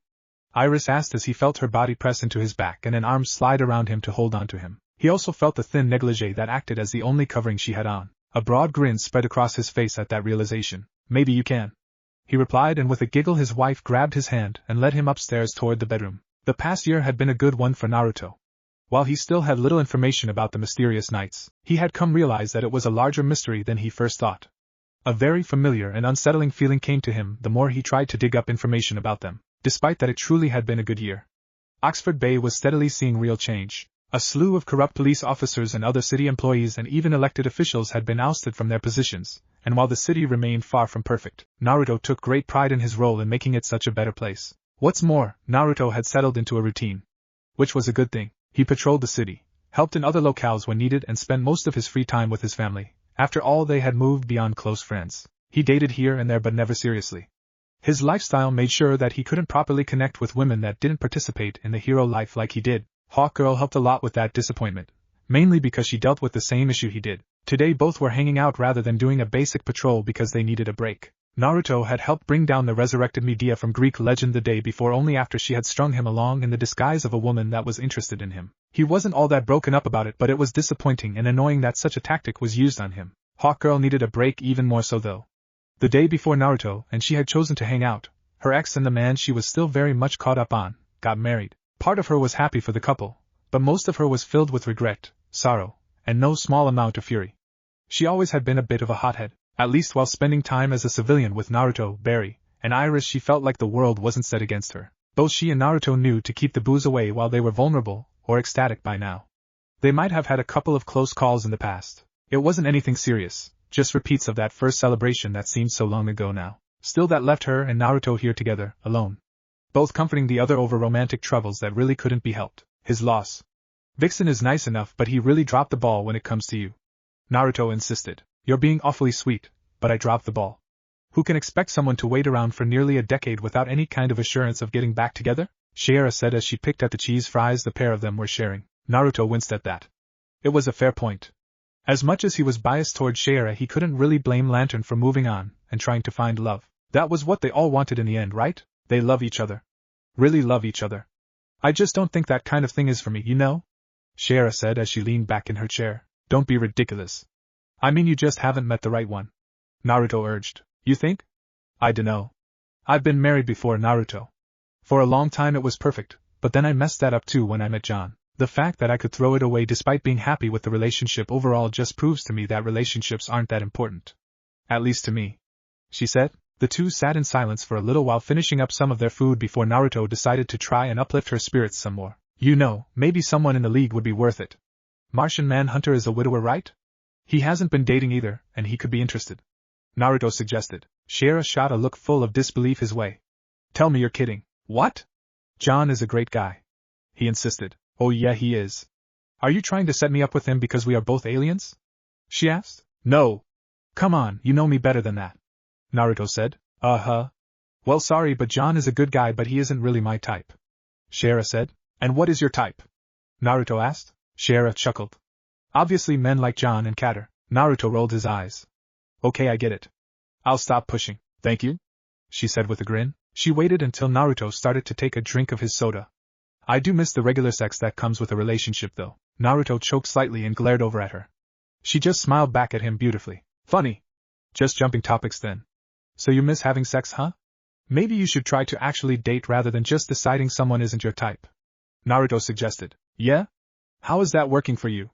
That dry spell is feeling good right about now then? She asked him. That's not fair. Medea was a sure thing until I found out she was Medea.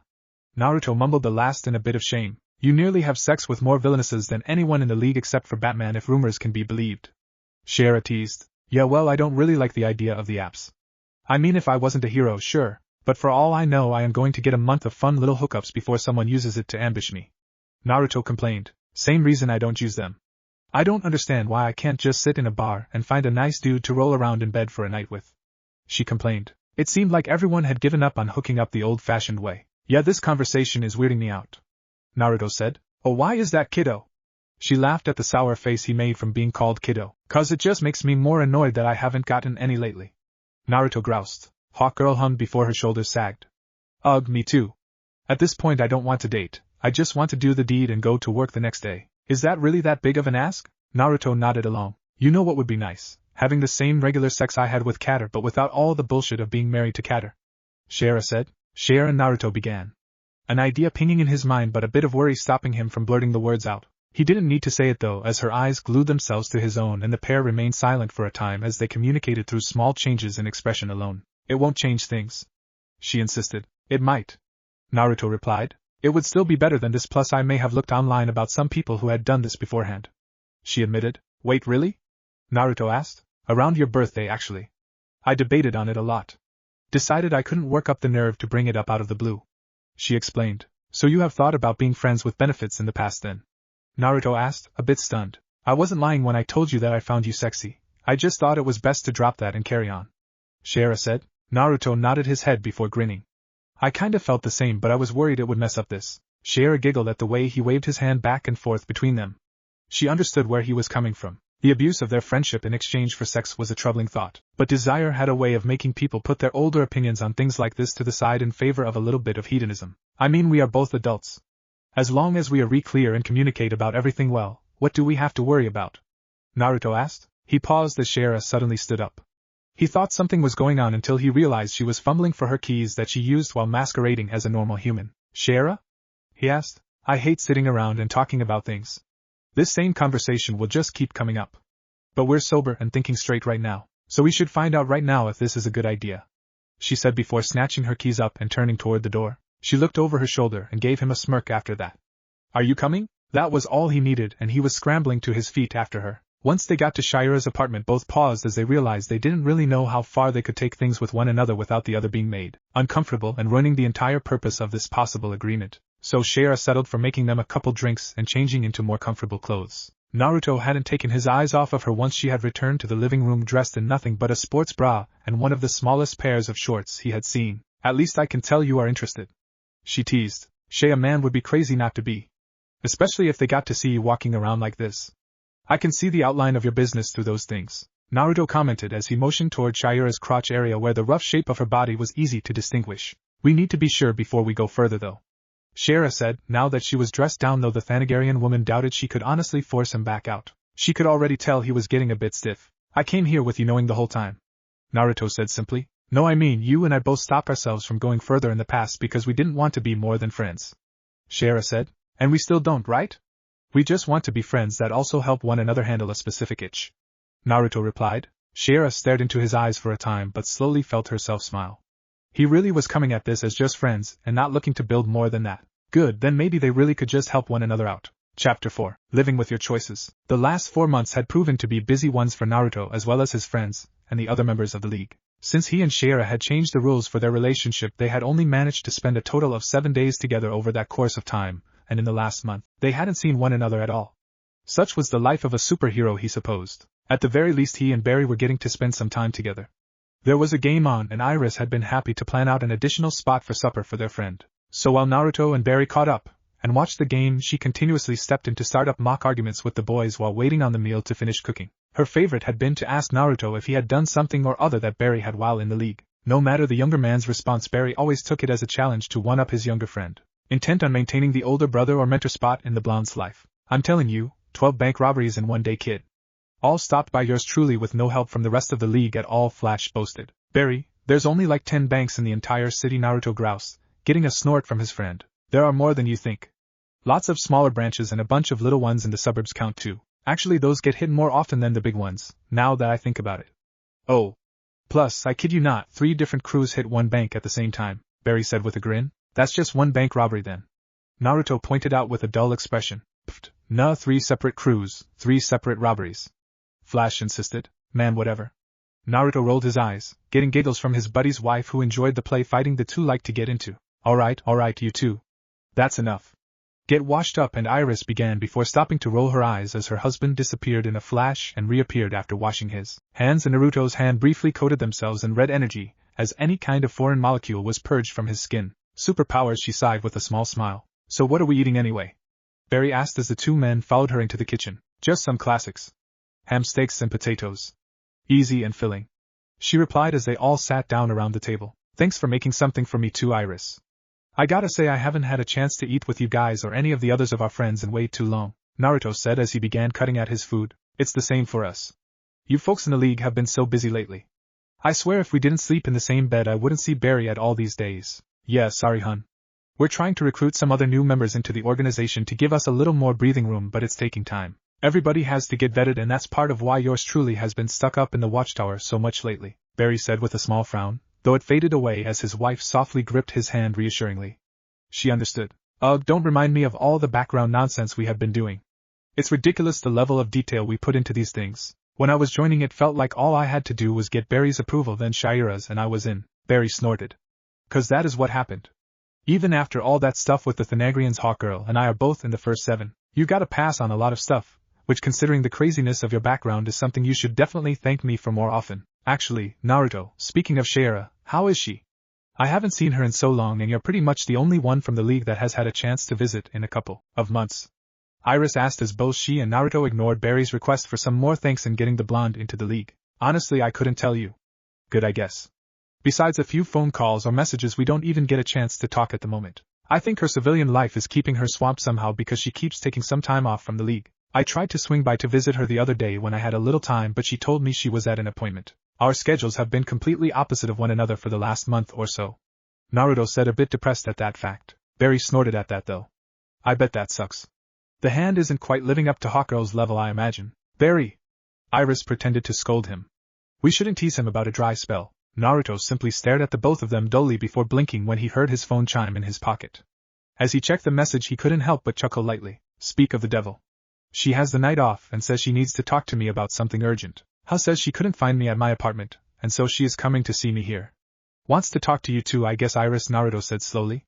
It was a bit odd. Obviously he wasn't the only one to notice either, as both Iris and Barry shared a brief look with their younger friend. This out-of-the-blue type of things was kind of out of character for the Thanagrian woman. Did she say when Iris began to ask only for the doorbell to ring? Wow. Barry said in surprise. I'll get it then. Naruto said with a shrug as he stood. And I'll set another place at the table. It'll be nice to catch up before you two slink off home to do Lord knows what. Iris teased. Naruto snorted a small bout of laughter as he moved over to the door. He opened it up and wasn't disappointed by the sight of Shiera. He knew she had been coming after all, so he shouldn't have been surprised by her being on the other side of the door. He was surprised though because there was a very obvious bulge added to the front of his friend. It took a very brief moment for his mind to essentially restart as his eyes slowly moved up from her stomach to her face. Shiera slowly nodded as she locked eyes with him. What you needed to talk about? He asked. She just stared at him until he stepped out of her way and led her into Barry and Iris' living room. Shiera, it's great to— oh shit. No way. Barry said before very rapidly moving his head back and forth to look between the other two heroes. Hey, what's going on? Iris asked as she joined them, wondering why they were taking so long to come back to the dining room. Like the other two, she paused and stared at the woman's stomach. Oh, you two idiots. Iris sighed out. Well, get in here. Let's talk after we eat. I think it's going to be a long conversation, Shara sighed. It was a mix of relief and disappointment. Most expectant mothers had a little celebration when they told people they were expecting. Most of them were married, and trying for kids though. She doubted most of them had all the baggage of the League and heroics to deal with on top of the child too. The meal was uncomfortable. Primarily due to the scathing looks Iris was giving her friends and the childish excitement and humor that Barry was practically oozing. So Iris began with a clear insistence that the two friends with benefits actually speak now that the meal was over with. How did this happen? If I remember, we always use protection, right? Naruto said a bit uncomfortably, except for the first time. You know, trust me, remember that? Shara said with a pointed look. Oh, yeah, but didn't you get the Plan B stuff handled? Naruto asked. As it turns out, the Nagrians and humans might be similar enough to have children, but those pills are a lot less effective for me. She explained. Ah. Naruto said with a nod. Figures that her body had some kind of fucking immunity to shit like that. That appointment a little while back, he began. I thought about taking care of it, but I couldn't do it. She admitted. The group fell quiet after that. The weight of the fact that Shara was really pregnant and going to have a baby was truly settling in. More so for Naruto, the fact that he was going to be a father was suddenly dropped on him. He didn't know what to do all of a sudden. He didn't even know what a father was supposed to really act like. Not unless they were supposed to act like the ones he saw on TV and in movies. He shook his head trying to formulate words, but clearly too overwhelmed by his own thoughts to do so. His stammering stopped as he jolted slightly. Shara had calmly placed a hand on his own, and Naruto couldn't help but blink at her in confusion and worry, even as she tried to calm him down. Relax. I didn't come here to demand you take responsibility or anything. I can handle this fine on my own, Shara said. Naruto's eyes darkened and he pushed his plate away from him slowly. He may have been shocked by all this, but this was his kid they were talking about. His kid. That was such a weird thing to think about. Oh, I don't mean I don't want you coming around. I just mean you don't need to worry about this changing things. Shara said. Sorry you two, but I'm pretty sure this is going to change everything. Iris said. Either way, I'm going to be there. We might not be traditional parents, or even a couple, but it's going to be fine. Naruto finally managed to regain his footing and speak. If you two need a hand, we'll be here to help. Barry said happily. Of course. Iris smiled, though she was most definitely not going to let either forget it was their idiocy that made them both surprise parents. I'm so happy to hear that from all three of you. I was stressing about hatching this little one all on my own, Shara said with a smile, getting a couple of chuckles although Naruto paled dramatically. Hatch? He stammered. The two women shared a conspiratorial glance before fighting back grins. Yes, hatch. I am a Thanagrian after all. Shara said slyly. Yeah, but Naruto blew out a big sigh before running a hand through his hair. This is going to be crazy, Barry said as he dug back into his meal. Watchtower duty was boring as boring could be. Naruto supposed that was why it was on a rotation. Nobody wanted to do it. It sucked sitting up in space gathering all the alerts and warnings about emergencies across the globe only to have to dispatch others to go and deal with it. At least he was lucky enough to draw his turn with Flash once again. The pair of them could make the long shift seem to pass by far quicker, even if some of the others disliked how carefree they seemed to take the job. That was what Naruto expected the issue to be when the stern-faced Green Lantern John Stewart made his way up the stairs toward the control station that Naruto sat at. Flash had left to get himself and Naruto something to eat and drink from the commissary while Naruto continued to monitor the stations. Sadly, for all his speed, Flash couldn't make a microwave work faster or even speed up the time it took to fill up a cup. Lantern. Naruto greeted evenly, already knowing the man was in a sour mood just by the look on his face. Scion. The man bit out harshly, causing Naruto to silently bristle in anticipation for an argument. What's up? He asked the larger man. A lot of people in the tower have been talking lately about some things that I never thought I would have to worry about. Then again, with you and Flash I should have known better. Stewart said. Oh yeah? Naruto asked. Yeah. You shouldn't be up here. It was clear from the start that you are too inexperienced and childish to fit in with the League. You need to learn to take responsibility for the things. Wow, tell me how you really feel, Lantern. Actually no, why don't you just walk off and keep it to yourself? Naruto asked sharply as he stood up. Nearby, several other members of the League stopped the small chatter of conversations that they were having and turned their attention to the two men squaring off before one another. Naruto was a bit confused, being as he hadn't really expected this kind of attitude from the man over the way he and Flash handled monitor duty. As he locked eyes with the eerie glowing green of his fellow Justice League member, though, Naruto realized that it wasn't the relaxed method of handling monitor duty that had pissed his comrade off so badly. Wait, is this about Shara? Naruto asked, almost as much to himself as to the lantern. John's green eyes seemed to flash brighter than normal as the man pushed further up into the monitor station to close the distance between him and Naruto. The magician probably would have been incredibly intimidated if he was a mostly normal individual. He, like most of those in the League, was far from that, and having a middle-aged man try to push into his personal space managed only to make him uncomfortable and not for any of the reasons that the Green Lantern had wanted it to. Now both stood barely 6 inches apart, and Naruto felt his own blood beginning to boil at the actions of the usually prim and proper soldier. Needless to say, he was losing what respect he still had for the man. After the situation with Shira, he had been a bit stunned the man hadn't gone after her all those years ago, as even now Naruto knew she had feelings for the man. Still, that wasn't his problem or his business. What the Lantern was involving himself into was, though, "You're damn right it's about Shira. You couldn't even take responsibility. Just running around like an idiotic brat who can't face the consequences of his actions." Stuart growled. "You really need to back the hell up, old man. Ain't your business anyway, right? Mine and Shira's choices have nothing to do with you." Naruto replied flatly. "Just because she and I aren't together like we once were doesn't mean I don't care about her." "You taking advantage of her like you did, really? Take advantage of her? Man, you must really not know her at all." Naruto snorted in laughter right in the Lantern's face. "I know her better than you ever will, kid." He snarled. "I doubt that. I mean, I explored some things she told me you were a little too afraid to try," Naruto said with a menacing grin. John's eyes flashed again, and Naruto could tell he was barely restraining himself from reaching out after Naruto. As a member of the League, he really should try to de-escalate things at this point.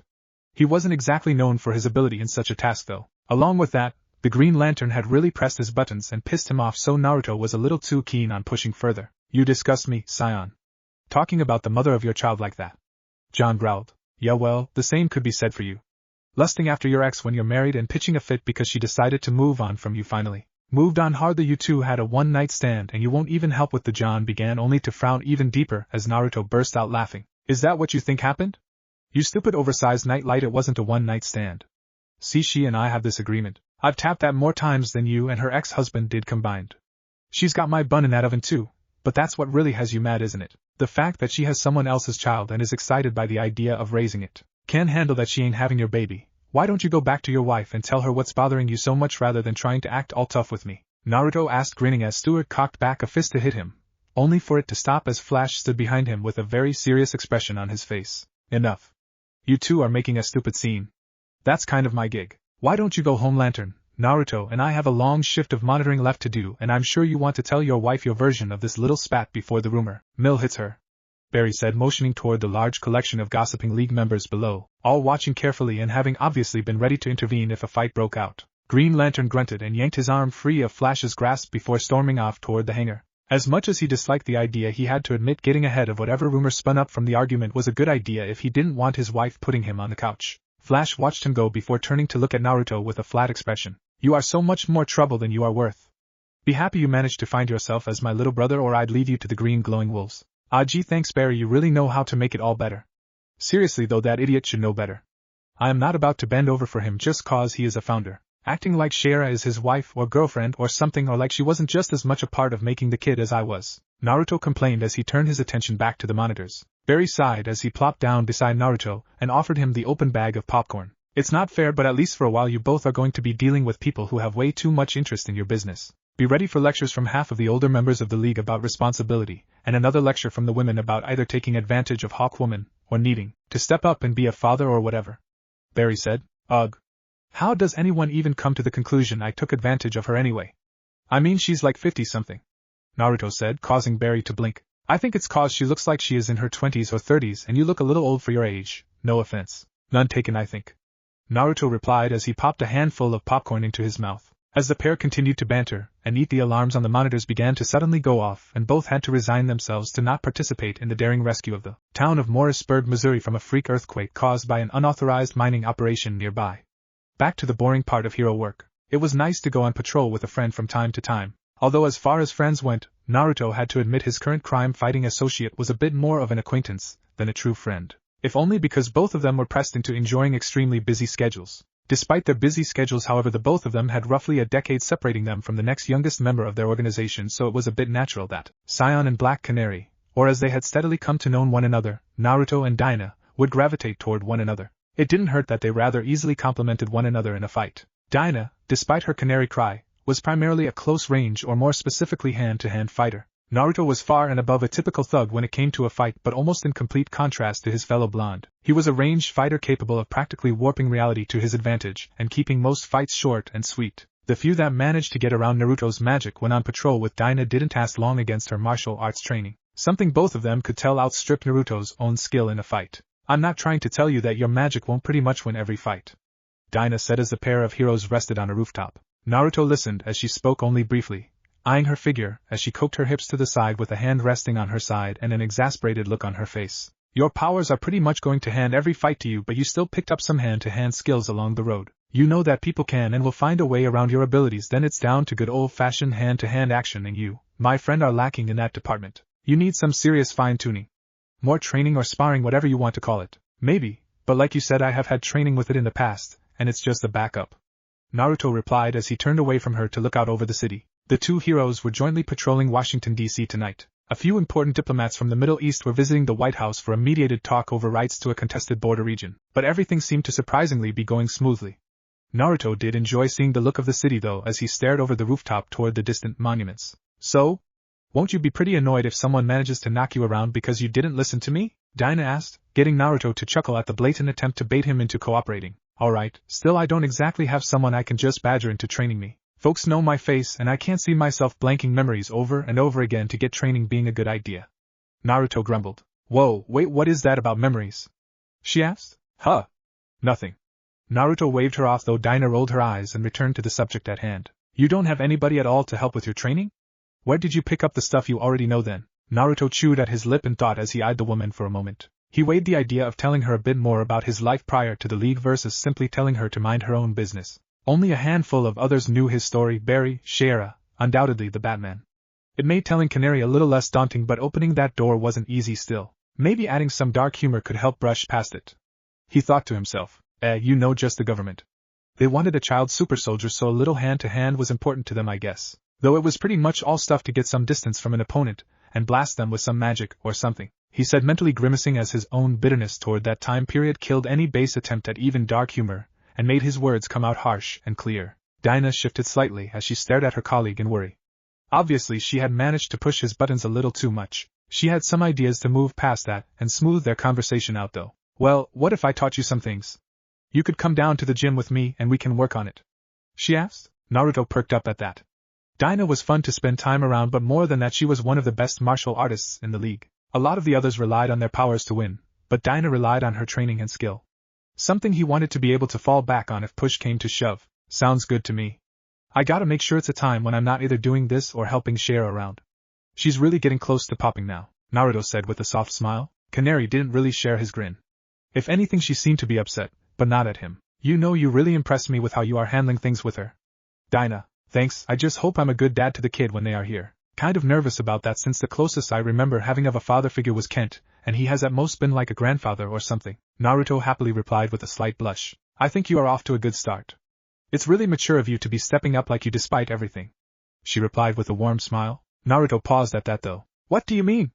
He asked. Oh, well, I can't help but think you're pretty young to be a parent, she commented. I am only 2 years younger than you though, Naruto replied. Yeah, but I don't have a kid, she pointed out. Alright, fair point. Still, plenty of people my age have had children before.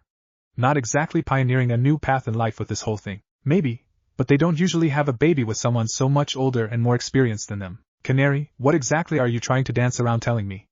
Naruto said a bit more harshly than he had intended. I just feel like Hawkwoman took advantage of you being a young guy that she mentored for a while and used you to get back at Lantern, or maybe just to have a kid or something. The point is, she took advantage of you, and I feel that I'm gonna stop you there.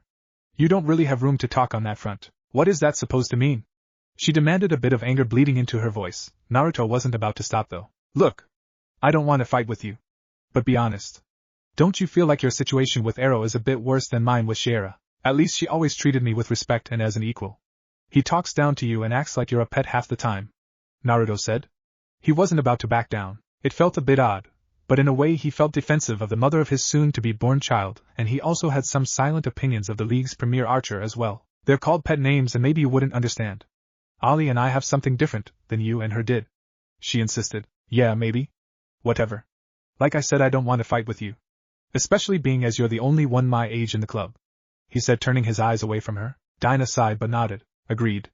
Besides, it would take a lot more than an argument about love lives to end a decent friendship for me. She smiled his way, happily confirming that they were friends after all. As Naruto was about to respond, Dinah's phone chimed and she answered it. Naruto could just barely make out the voice calling her pretty bird and withheld a grimace. Perhaps it was just him, but he felt there was a thin line between pet names and pet names. One that green arrow blurred too much for him. Hey Naruto, I gotta go. Something came up back home, but I'll text you so we can set up a time to head to the gym. You need some work. Dinah grinned at him and Naruto returned the smile happily. Sounds good. I'm gonna sweep the downtown area one more time then head home myself. Naruto said as he waved goodbye and both heroes, and now for sure friends parted ways. That is not an egg. Naruto murmured softly as he allowed his hand to be crushed to a fine powder by the excessively strong woman giving birth beside him. Of course it's not an egg, you idiot! She howled at him, red-faced. He was briefly tempted to point out the only reason he thought that it might be was because for the last several months she and Iris had gone out of their way to convince him that the Nagrians were so different internally that their women did in fact lay eggs. Seeing what very much was not an egg being forced from the body of the woman was a bit more than he could really bear. It's almost there, Shayera, keep pushing. The medical staff of the tower said as they worked. Ugh, get him out of me already, damn it. She cried and applied more pressure to Naruto's hand. The young blonde began to apply magic to his hand to stop the damage and pain, but the sudden glare and knowing look that she sent him caused him to stop. She clearly wanted him to suffer along with her if only a small bit in comparison. What a spiteful woman his friend was. With one last loud cry, Shayera managed to complete the supposedly beautiful act of giving birth. Naruto had to wonder what psychotic fool considered anything about this situation beautiful, at least until he watched as the tiny screaming swaddled child was carefully set into the arms of its exhausted mother. It soon stopped crying and eased into the comfort of its loving mother's embrace. With his hand free and most of the staff out of the way, Naruto could more freely move about the room, but instead he was frozen in place, eyes locked on the form of the little child. His son, holy shit. It finally sank in for him. Watch your mouth around him. Shayera tiredly scolded as she held her baby and never stopped staring into his little eyes. Oh right, sorry. Just holy shit. Naruto mumbled, causing Shayera to sigh. Do you want to hold him? She asked softly, looking at the father of her son. She almost laughed at the pale and surprisingly timid-looking hero before her. Nothing like his normal demeanor. Yeah. I do. He said as a bit of color returned to his skin and he stepped forward to pick up the little bundle. Be careful of his head. She said as she gently passed him off. Naruto nodded, though his eyes never left the tiny little package in his arms.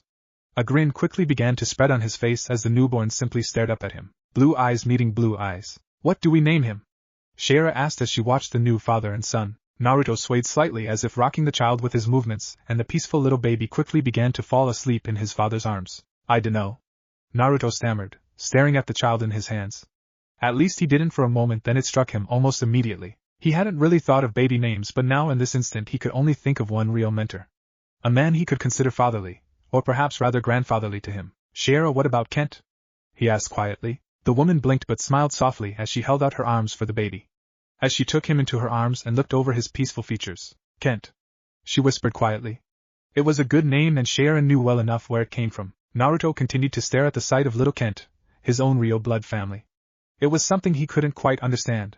The feeling he had as he looked at the boy. He didn't know that this was perhaps the happiest day of his life so far though. Chapter 5. Moving forward, Naruto pouted slightly, getting Kent and Zatara both to roll their eyes at the younger of their little trio. Kent twitched a finger, and one of the shelved books levitated for a moment before lightly swatting the young man on the back of the head. Stop acting childish.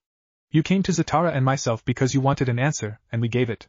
Kent said seriously in that grandfatherly tone he had perfected. You should be focused on doing your job and caring for little Kent, my friend. Nothing good will come of pursuing the knights. Zatara added. So that's it. We just turned a blind eye to paramilitary, anti-magical, knights with advanced tech, waging a war under our noses? Naruto asked reproachfully. Now we never said that. The organization is awfully cagey and hard to pin down, but Zatara and I both have some contacts we can get a hold of to figure a bit more out about what they have been up to. We are just saying that perhaps you should accept the dead end you have come across. Our fellow magically gifted people and the knights have had an agreement for a long time. It works for the most part. Kent explained. For the most part. Naruto scoffed. Kent only sighed at the bullheadedness that Naruto was showing. We will continue to look into their involvement with things. Naruto, however, our largest concern remains this Herald that repeatedly confronts you. He also gave you your hero work moniker, yes? Zatara asked. Naruto grumbled for a moment before shrugging as if to say, what can you do? It was more Flash that did that. Harry kept bellowing about Scion this, Scion that, or whatever. Flash thought that it made a good name. Naruto explained. Well, I suppose he is right. However, I can't help but feel some worry in regards to that title as well as this demon specifically. Zatara continued. You and I both. I don't really get why he is targeting me, but I know it's connected to well. Naruto said before letting the crackling red power to pulse over his hand as the three men watched. Undoubtedly. Still, we all know terrifyingly little about the true extent of how all this is connected. Zatara eyed the young man's hand both with discomfort and fascination. So, Kent said, stepping forward slightly, almost between Naruto and Zatara. Zatara will check with his contacts regarding the organization and what can be done to curb any overreach they may make. Meanwhile, I will return to trying to learn more about your gifts and your origins. Kent said before gently gripping Naruto's shoulder. As Zatara said, perhaps you should go and visit the little me. A child grows much quicker than any new parent is ever prepared for. Don't miss time you will never get back, Kent insisted. Naruto chuckled but nodded. He didn't need to be told twice to go and visit his son. A quick spell later, and he found himself standing in Shira's living room. His son babbled and reached out toward him, while Shira shot him a deadly glare. I thought we talked about you teleporting into my house unannounced. She stated flatly. Right, my bad. He chuckled nervously. Whatever. Here. I am going to take a bath so you can watch your son, she said as she handed over the child and spun toward the stairs. Alright, okay. That's fine, Naruto said with a smile before he began making faces that caused little Kent to burble and giggle as all happy infants did. He also has a dirty diaper. Change him, she said before disappearing upstairs. Right, Naruto replied quite less enthusiastically than he did a moment ago. Still, once he had changed little Kent, he could enjoy some time with his kid. It was going to be a pretty damn good day. All things considered, it was shaping up to be a pretty shitty day. In the last couple of months, Naruto has struggled to find any sort of lead regarding either the nights or origins of his powers. Slowly he had come to realize that Kent was holding out on him. There was something he wasn't telling him, and after today he had become even more certain of it. After all, the older man had essentially blatantly told him so in the same breath he told him to forget it. According to Kent, he couldn't bring a family he never had back, and even if he did, he didn't know them, or what would happen if he did. Naruto couldn't understand why the old man was being so adamant about that. He wasn't trying to resurrect the dead. He just wanted to remember anything more than the echoes of explosions, a pair of corpses, and a horrific face stretched and bloodied beyond human ability. Was that truly such a risk? Eventually Naruto had decided to go around Kent and to someone he would rather not have to. Especially being as he knew it would cost him something in the long run. At least he knew it wouldn't cost him too terribly. As much as he had his own reasons to not truly enjoy the company of Batman, he knew he was one of the most rigorous in holding his personal moral code. He still wasn't exactly pleased to owe Batman a favor. He did work ridiculously fast though if the call he was getting was what he expected. Batman? He asked as he answered the communicator. It was a simple-looking though incredibly complex little device that kept the League's communications secure. Scion. I have something. It isn't much to go on yet, but it is something. Batman's gruff voice replied. Something is better than the nothing I had. Naruto said. Maybe. Batman simply said before sending the small attached document. I got it, thanks. Naruto replied. Good. I will poke around whenever I have time. Unfortunately, I have some prior engagements. Batman said. I get it. Really appreciate it though. Naruto said as he opened the document Batman had sent him. The Dark Knight said nothing more as he ended the call. Naruto pored over what little information that Batman could give him. It was as he had been told. Not really much. An official copy of his birth certificate, which he was kind of shocked still existed at all. Listed in the parents' spots were his mother and father's names. Minato and Kushina. He knew he had documents pertaining to him at one point and that he was from Ridgefield. The address for his parents' home was even listed on the paperwork, but he had never really looked into it too much, and he had never actually seen his birth certificate before. Why did Batman send me this though? How is it connected to Naruto? Trailed off as he began reading some of the other bits and pieces sent with the document. The next piece was an interoffice memo written by one director, Hector Smythe.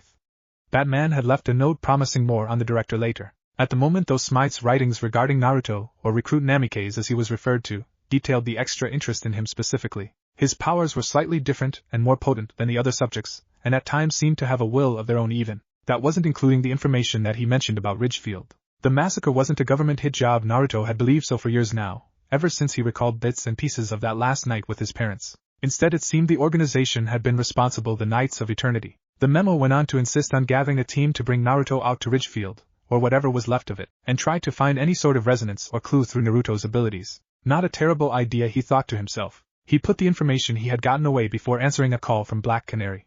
Checking the time, he cursed slightly. Just as Dinah had offered, Naruto had taken her up on her suggestion to work on his hand-to-hand with her. Sometimes they just worked out in the gym together, but he had to admit they had definitely become solid friends by now. Arrow didn't seem exactly thrilled, but Naruto was happy he wasn't getting the overbearing boyfriend approach from the guy either. He flicked the slide to answer his phone.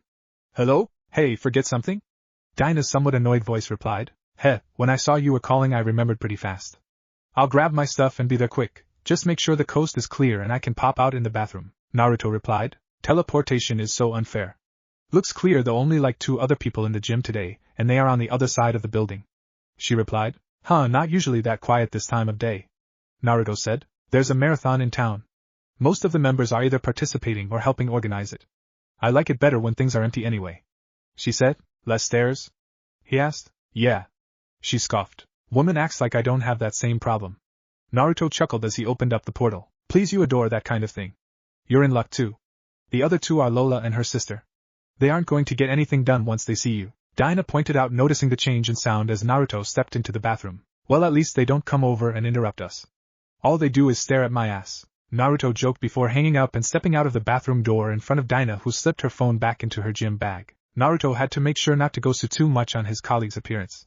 Her athletic wear was pretty hard to ignore though. A snug sports bra and very tight shorts that showed off just a little bit of her ass cheeks at the bottom. Good thing there aren't any other guys here today. You would be getting approached every 5 minutes. Seriously, all of your pants in the laundry or something. Decided to wear some poor little kid's shorts.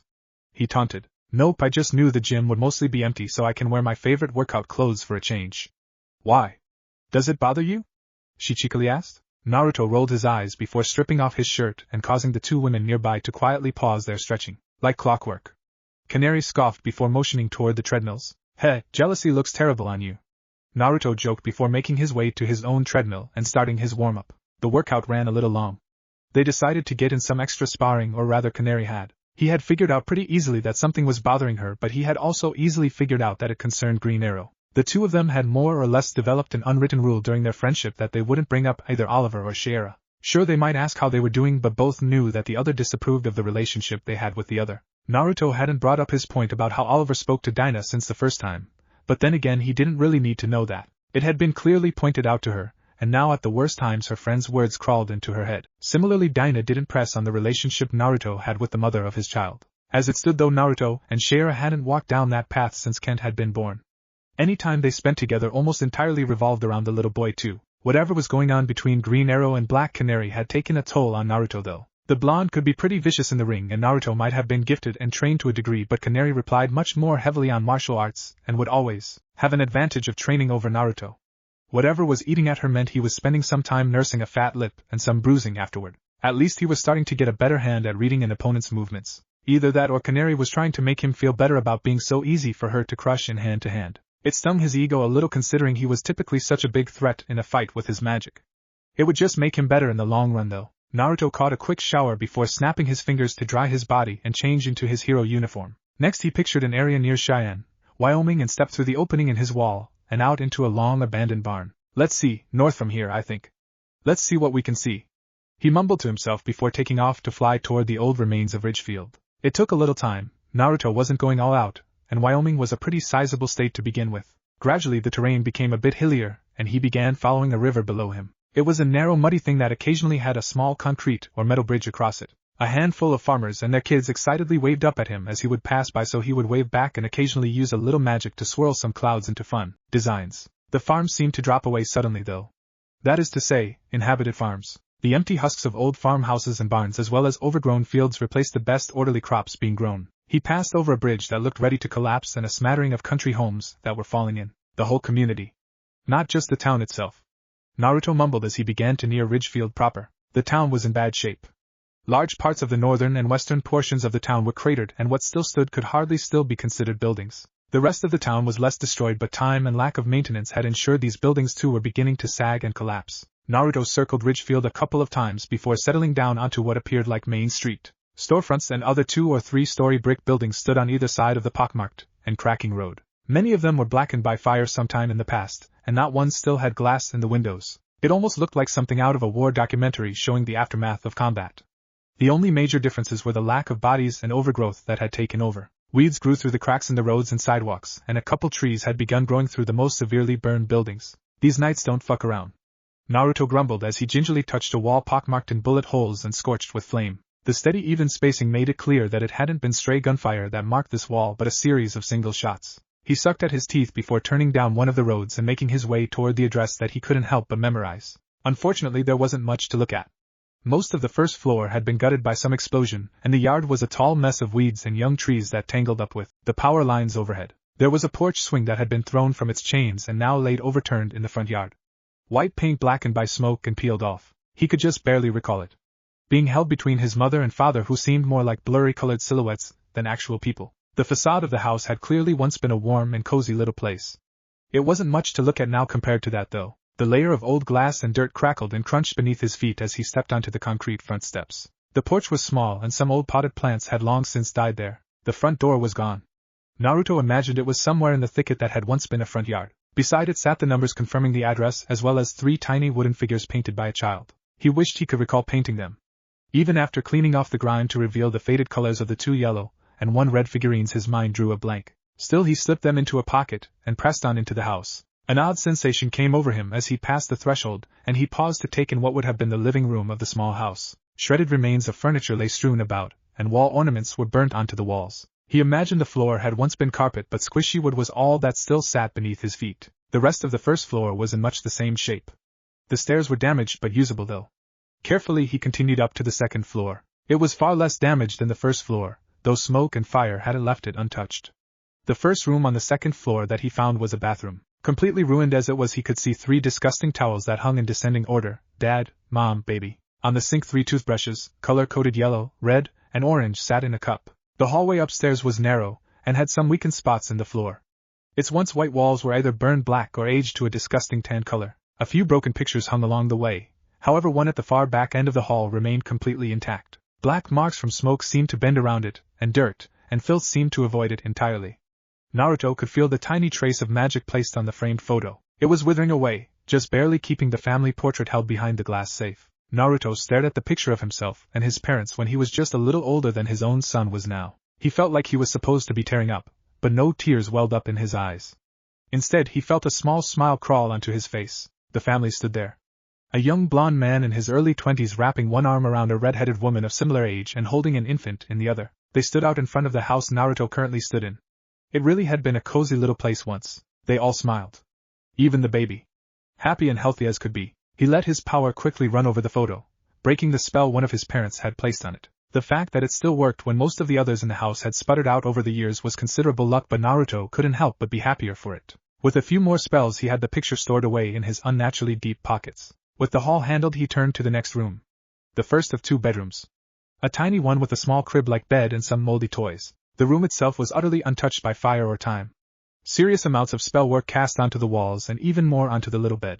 The knowledge of such wards being in place again warmed his heart just as the picture had. It was clear he had been loved. Sadly, he couldn't recall much in the room itself. No pictures hung here, just toys and some cartoonish art for the eyes of a child. He stared for a bit before turning to the last room in the house. Similarly to the kids' room, this bedroom was in pretty decent shape compared to the rest of the house. A broken window with a bird's nest built just inside reminded him of the state of the rest of the building though. Rotten clothes were scattered on the floor, likely strewn about in the last panicked moments of a desperate man and his wife as they tried to flee. A single large scorch mark sat on one wall. Tried to teleport. The organization stopped them somehow though, Naruto said as a finger slid across the sooty residue on the wall. He sighed before deciding on a final check of the house using a spell. His next stop was already planned as well. The town hall had been battered but still standing with a rough barricade in place outside it. Likely the last of the people of Ridgefield had tried to hold out there. Before his mind turned fully to the town hall though, he paused as he felt a small box in the closet protected by several wards. Clearing the withered clothes aside, he pulled a metal lockbox out. One with a keyhole rather than a combination lock. That wasn't the only security though. He actually hadn't seen anything so complex in regards to magical defenses outside of the Tower of Fate before. He would need a hand from Ken to get into the box for sure. Like before with the photograph, he slipped the box into a magically altered pocket. As he stood up and prepared to head toward the town hall, he paused as he felt something on the edge of his senses. Something trying to pull his attention. He prepared for a fight but moved straight toward the abnormality. It wasn't far, the backyard of an unassuming house. The same as all the other derelict buildings, except there was someone waiting for him. Or perhaps something. I was told you would eventually come to this place, Scion. I must say the Herald's description was unfitting, the figure said as he settled onto the ground near her. Prior to seeing her, had Naruto been asked what a demonic woman might look like, he probably would have gotten pretty close to describing her. She had pale red skin, most of which was on display as her clothes appeared to be a combination of jeweled chains and thin, nearly see-through silky fabric. A fanged smirk splayed across her deceivingly innocent face. 2 curled horns parted long black bangs of hair which framed her face and helped to draw attention to the intense bright blue glowing eyes set into her face. So you know Harry probably means you are up to no good like he normally is, Naruto said while crossing his arms over his chest. Harry? The woman asked, tilting her head to the side before breaking out into unnervingly pleasant laughter that caused her body to jiggle in equally pleasant ways. Scion, I had not realized you had a sense of humor. I'll be sure to use your name for my colleague when I next meet him. No doubt he'll be angry about that, the woman said with a broader smile showing off her shark-like teeth. Who are you? Naruto demanded, causing the smile to slip slightly on her face. Forgive my impertinence. You may know me from here on as the seneschal. My duty is to aid and serve my master even when such a service is displeasing. That extends to you, of course, great scion. The seneschal said seductively as she caressed her body with her clawed hands before fondling her own chest and allowing a reveal of the piercings below. Sin it is. What specifically are you doing here, Sin? Naruto asked while allowing himself to enjoy the attractive demon's appearance. Not that he let his guard down. Knowing her connection to Harry just made him all the more tense. What indeed? I have been awaiting your arrival for some time, scion. The Herald, excuse me, Harry, has repeatedly told me you are unworthy of the role bestowed upon you. I sadly have to agree. Unlike him, though, I can see that all you need is the right push, and you would become all that you are meant to be and much more. Sin seemed to almost moan as she spoke, picturing something insane and probably horrifying. Right, Naruto said before his eyes widened and he created a pulsing red shield to protect himself from a gout of flame released by the demon woman. What the fuck? He demanded as she released the attack and smirked toward him. I told you, I serve even when it is displeasing and all you need right now is a push. She cackled as she let loose another torrent of flames that scoured the overgrown yard and sprang onto the house. You and Harry both are pains in my ass. Naruto grumbled as he easily negated the flames she spewed across the burning yard. Flatterer. The demon cooed before changing tactics and sprinting toward him. She closed the distance rapidly, following right behind the roaring waves of flame before cutting off the fire and launching herself up above Naruto in a high flip turned into a heel drop that he narrowly avoided. Don't you want to come close and personal, scion? Maybe you'll catch sight of some more piercings. She laughed while transitioning her attack into a rapid and fluid series of melee strikes. Naruto didn't respond as he fell into a defense to keep the demon back. He hadn't expected to use the new set of skills he was growing with Black Canary so soon, but as he reacted to the oncoming kick toward his face before the demon's leg delivered a knockout blow, he was very happy his friend had been sparring with him. Harry said nothing about martial skills. You are proving to be even more fitting than I expected. You will have earned your role in no time at all. We'll make sure of it or you'll die trying. Sin shouted with glee as she happily spread more flames onto surrounding buildings. By now they were fighting in the cracked streets, and entire empty neighborhoods were beginning to light up in flame. Whatever structures had survived the age-old attack stood no chance against the veritable wildfire that Sin let loose. The flames grew out of hand and engulfed everything around them. Smoke filled the air, becoming a massive pillar reaching up into the sky. Naruto was fed up with the situation by now. He hadn't wanted Ridgefield to be wiped away like this, not when he still wanted to search through its remains for more about the organization as well as scattered covens around the world. At this rate, though, he wouldn't get the chance. Sin would destroy everything without a care. Switching to the offensive, he began seizing control of the nearest fires to him before twisting and turning them into a white-hot cyclone. With a flick of his wrist, the firestorm he had formed slammed into the demon woman, knocking her off of her feet and engulfing her in an inferno. Whatever brief moment of victory Naruto might have felt was stolen away when he heard her voice calling out over the flames. It was pain or anger, but pure sounds of pleasure, moaning and laughing in ways that set Naruto's hair on end. Normally the sounds she made would have prickled at his senses in a much more pleasant way. However, to sound euphoric at being set on fire. I cannot wait until you are ready, scion. I'll service you any way you want, especially if you promise to light me up like that from time to time, she said as she strode out of the flames. He frowned at the sight. Her body was untouched. The fabric of her clothing had burned away and several of the thin chains of gold and jewels had begun to glow red-hot, as did the piercings that he noticed decorated every sensual part of her body. Let's go a little further with our first session together, she cried out before her head curled back and her cheeks bulged. With a quick roll and use of his portals, Naruto narrowly avoided a torrent of actual lava sprayed out of Sin's mouth. He clicked his teeth in frustration as he saw where her attack landed. Their fight had stretched all across Ridgefield by now, and the one building that had stood against the flames with little issue had been the town hall. Now the molten liquid melted through its walls and set the interior ablaze, destroying any lead that the location might have offered. What was worse, the demon hadn't even intended to destroy his target. She simply didn't care. You're invulnerable to heat then, Naruto said in annoyance, as he turned his attention back onto Sin. She hummed in a jovial response as she licked up the boiling magma that had spilled onto her lips. Her fingers scooped up droplets that had splattered onto her breasts as well and sensually deposited them into her mouth. The act reminded him a bit too much of the birthday fit that Shara had done for him before Kent was born. Well, how about I shift gears then? He said, turning his mind back on task. With a rapid and complex series of twisting movements from his fingers and a pulse of vibrant red energy, the clouds above them began to swirl and thicken as well as darken. Thunder crashed and the winds picked up, suddenly causing the fire to whip up rapidly, only for a sudden deluge of rain to begin drowning the world around them. Sin frowned. Much of the fire was easily sputtering out under the flash flood Naruto had summoned. Her form steamed and smoked as it rapidly cooled down, and her various piercings and pieces of jewelry returned to their original gleaming gold. How boring. Ruining all that. She pouted toward him. I'm not done.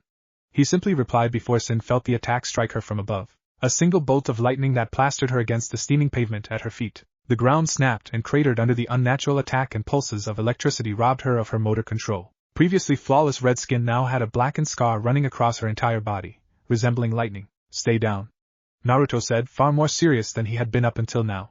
This new look is something to remember you by at least. Sadly, I can't do as you wish. Our time together has come to an end. Until next time, great scion, she said before. Much like times with the Herald in the past, the seneschal faded from existence, returning to another plane of reality. Figures, Naruto grumbled before turning his eyes to the remains of his hometown. Nothing stood anymore. Even the brick and metal buildings had warped and fallen, either due to Sin's attacks or his own attempt to put out the growing wildfire. Thankfully, he had stopped the flames before they caught onto the old fields and set the state of Wyoming ablaze. That small thought didn't exactly improve his mood, though. He blinked at the sound of his communicator going off and opened it up to find Batman staring back. He doubted whatever the bat had to say would improve his mood either. Scion, Batman, I am calling in my favor with you sooner than I realized. Do you know where the old Justice League headquarters near Happy Harbor is? Batman asked. Naruto forced thoughts about his lost leads and destroyed past out of his head, as his mind began to wonder what could be going on. Yeah, he replied. Meet me there. I will fill you in on what the favor entails when you get here, Batman said before ending the call. Naruto rolled his eyes before placing the communicator away. He gave the blackened scar of Ridgefield, Wyoming one last look before summoning a portal beside himself and stepping through. What if neglected Naruto x Supergirl Justice League? And thanks for watching my video till the end. If you enjoy this content, then do consider subscribing to my channel, and leave a like if you guys need the next part. Comment down, and thanks for watching the video, and see you guys in the next video.